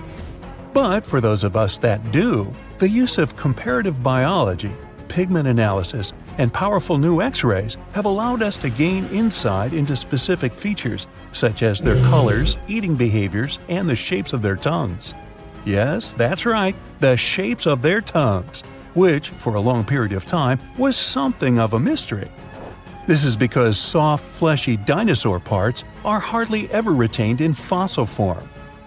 But thanks to the discovery of some surviving hyoid bones, which are situated at the root of the tongue in front of the neck, we now have some insight. Most animals have this hyoid bone that anchors the tongue. The shape and complexity of the bone determine how free-moving the tongue can be. Scientists have discovered that nearly all dinosaurs had simple tongues that laid flat and were extremely similar to the tongues found inside the mouth of a crocodile today. Yeah, this crocodile. Go ahead and take a closer look. Nah, just kidding. Come on back. Let's take a look at some specific dinosaurs and start with the Brachiosaurus. Let me stick my neck out on the line by guessing that most of you will be familiar with this dinosaur because of its neck. You know, the one which was typically 30 feet in length. Despite its neck being its most distinctive feature, Its name actually translates to arm lizard in Greek. It's common knowledge that the Brachiosaurus is one of the largest dinosaurs to ever have lived. On average, it reached 76 feet in length and 40 feet in height. That's roughly the length of 2 school buses and as high as a 4-story building. None of which were around in the era of the big guy here. Fragmentary leg bones and vertebra of even larger dinosaur species are known, but these skeletal remains are too incomplete to determine their exact size. So this guy may have been the largest dinosaur ever. A renowned herbivore, thank goodness. The Brachiosaurus is thought to have eaten up to 880 pounds of dry plant matter every day. Most of this was made up of coniferous trees, ginkgos, and cycads. This target might have been hard to hit for this dinosaur, as researchers have learned that its teeth were spoon-shaped and not ideal for chewing food. This means that the creature would have swallowed vegetation whole, as its teeth were suited to stripping it but not breaking up large chunks of plants. This, along with the dinosaur's body shape, suggests that the Brachiosaurus would have liked to feed as quickly as possible. Dinos like these didn't always make use of their ability to strip towering trees when dining. The Brachiosaurus traveled in herds, moving to the next location once they had exhausted all of the local vegetation. And I mean all of the local vegetation, not just that which hung high on trees. It's likely that the creatures supplemented their diets with vegetation at lower levels, especially after they'd done a number on all the nearby trees. This method of feasting was the most energetically appealing for this giant. By munching on lower vegetation, researchers believe that the dinosaurs saved up to 80% in energy compared to when foraging for high-up food sources. They have also discovered that the nostrils of a Brachiosaurus were on the front of its face and not the top. This is because we now know they roamed the fertile floodplains in their respective herds. For decades, it was believed that these creatures lived in deep, watery swamps. Let's look at another common misconception about a popular dinosaur. Please put your hands together for the Tyrannosaurus rex, which is arguably the most famous of all dinosaurs. Discoveries from the past 100 years have revealed that theropods had heavily feathered skin. Theropods are the family of dinosaurs to which the T-Rex belongs, so naturally, people began to think that the creature would have been covered in feathers as well. However, a study from 2017 took skin impressions from the iconic dinosaur and found no evidence of the structures required to support feathers. If a T-Rex did have feathers, they would have been limited to its back. Researchers accept that other large dinosaurs of the same family as the T-Rex have been discovered with their remains covered in feathers. An example of this would be the Yutyrannus dinosaur. But as of now, the accepted theory is that feathers weren't a common feature of T-Rexes. This makes it easier to believe that feathers were exclusive to smaller tyrannosaurids and were there as a means of keeping the creature warm. For a long period of time, researchers thought feathers were an exclusive feature of the theropod family. But this theory has been debunked. Just like the kid at camp who was kicked out of the top bunk. You know, debunked. Anyway, fossil evidence discovered in Siberia now suggests that multiple different family groups of dinosaurs had feathers. The Siberian fossils in question belong to another species of dinosaur, Calindrodromeus zebucolicus. Oh, you think I mispronounced that? Okay, prove it. Now, this dinosaur, I'll call her Calinda, had a pelvis structure superficially similar to that of a bird and was roughly 4.5 feet long, about as tall as a fridge. Since the purpose of feathers on dinosaurs was for warmth, it's quite possible that dinosaurs from cold weather climates had more feathers than their counterparts in warm weather climates. In general, bigger animals struggle less with keeping themselves cool, so it's likely that any of the large dinosaurs who lived in these warm climates had no feathers at all. Smaller dinosaurs who lived in cold climates, on the contrary, had plenty of feathers. We now even understand what some of the designs and patterns of these feathers on dinosaurs looked like. thanks to the discovery of an ornithomimus, complete with feather and skin impressions.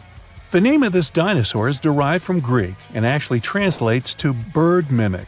They were typically 11.5 feet in length, nearly as tall as a giraffe, and despite being omnivorous, had no teeth. Its other distinctive features include 3 fingers, which were all unusually the same size and length. And despite their thin bone skulls, they also had large brain cavities. Their legs were extremely long, in particular their foot bones. Combine this with their toothless beaks and long necks, and yep, it must have looked a lot like an ostrich. Although they're not as big as the Brachiosaurus or dinosaurs in general, they are bigger than any other bird in the world. And it wasn't just the body limbs of an ornithomimus that made it resemble an ostrich.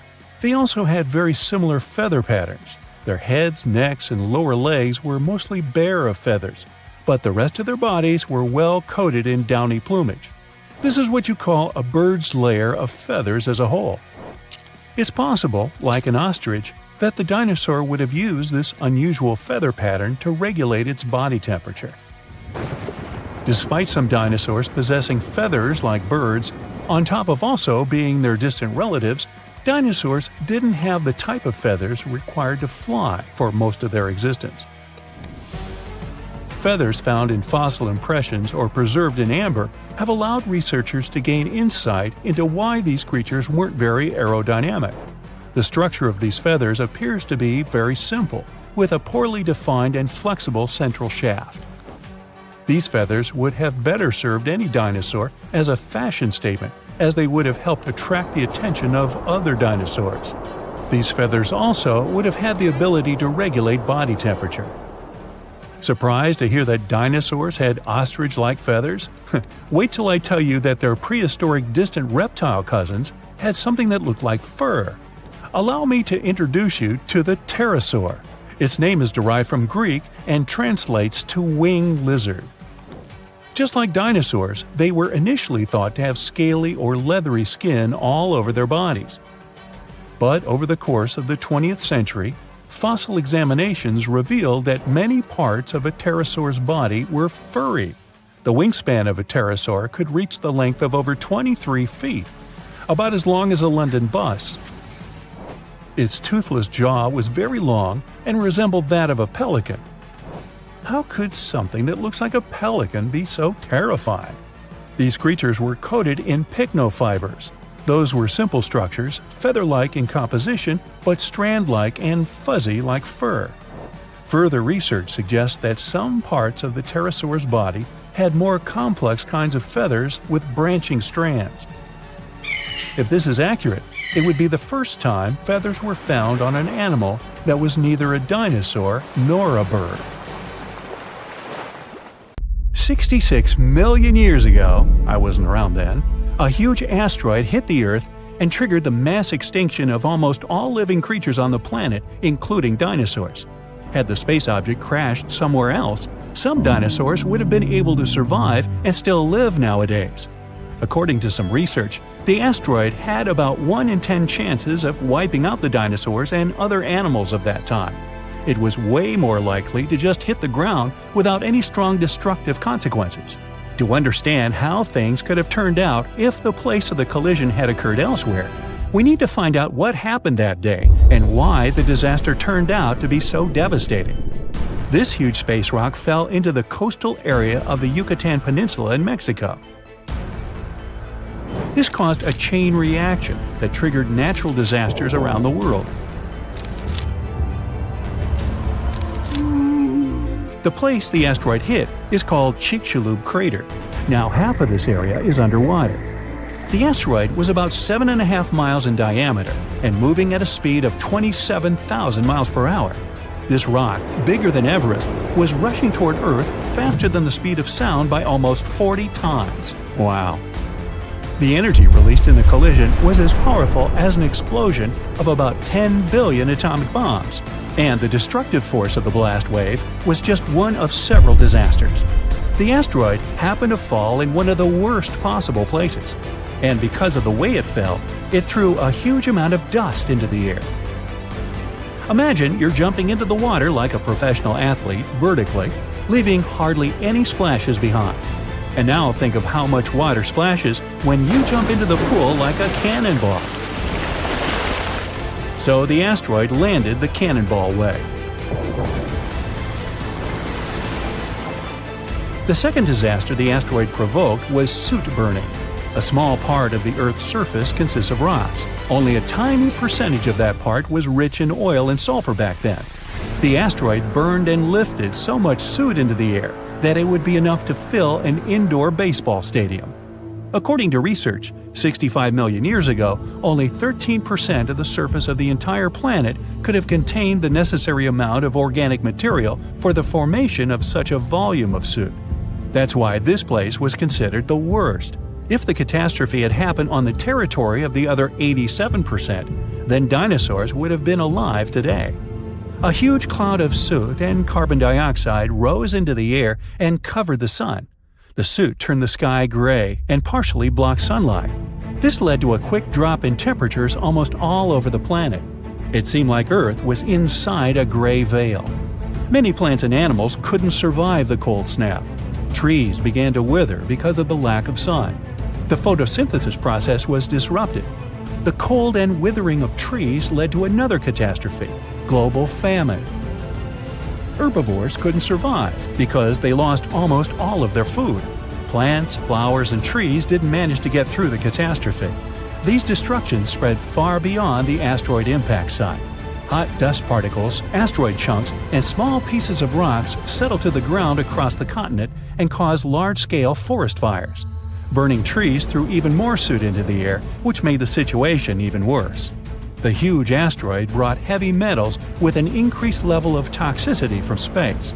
The melting of these substances during the collision provoked firestorms. The asteroid didn't only hit continental land but also water, which triggered a huge tsunami. But that's not the worst part. The seabed was filled with sulfate, and when the energy of the asteroid burned it, it provoked the release of sulfuric acid into the atmosphere. The acid cloud mixed with a cloud of soot and began to spread throughout the sky. Hot rock particles were falling to the ground like fire rain. An acid rain started because of sulfur. It lasted for almost several days and left no chance for the animals to survive. Acid rain made the water in rivers, lakes, and seas poisoned. The acid destroyed anything that couldn't burn. A part of the clouds went to wreck the land, and the other part, the ocean. This made the situation even worse, as sulfur droplets wiped out a huge amount of seaweed and phytoplankton. The ocean generates almost half of all oxygen reserves on our planet. Those days, the sea creatures living in its upper parts were destroyed. It wasn't the blast wave, but lack of sun, acid, darkness, and cold that became the main reasons for the extinction of dinosaurs. But even when some lizards escaped from fires and sulfur, they met the sea element.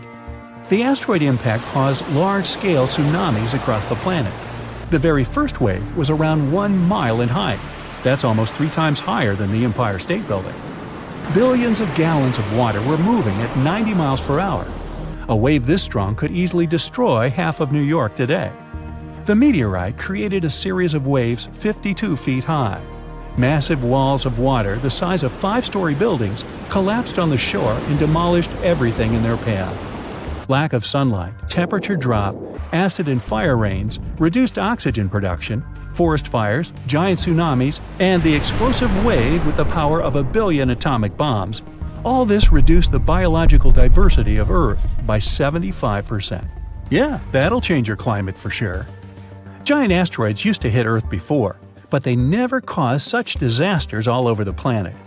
What if this asteroid had fallen into another place, say a forest, far from water and mountainous terrain?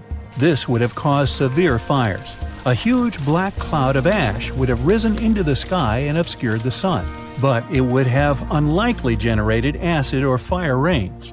Most of the species of the planet could have survived this catastrophe. What if the meteorite had fallen somewhere among the ice and snow? This would have provoked a rapid increase in temperature across the planet. Huge tsunamis would have sunk big tracts of land. However, ash and sulfur dioxide wouldn't have filled the sky. Acid rain wouldn't have hit the ocean. Many marine creatures could have survived and lived to this day. and dinosaurs far from the oceans wouldn't have noticed the meteorite fall at all. Probably the most terrible events would have occurred if a meteorite had fallen on an active volcano. This would have triggered the largest lava release in history. Destructive earthquakes would have begun, and the whole sky would have been covered with volcanic ash. What if the meteorite had hit some desert? It would have melted billions of tons of sand and turned it into glass. Just imagine glass dunes that heat our planet even more. And we could dig up the well-preserved remains of ancient lizards out of the glass. Anyway, there were many different possible catastrophic scenarios, and the worst of them came true for the dinosaurs. They are unlikely to return, although perhaps they can be reborn. Scientists were inspired by an idea from a famous Hollywood movie. They wanted to find a mosquito that got stuck in amber. They would extract dinosaur DNA from it. But there was a problem with this. The oldest DNA sample they managed to find was 1 million years old. Dinosaurs were extinct about 66 million years ago. Besides, DNA is a very fragile thing.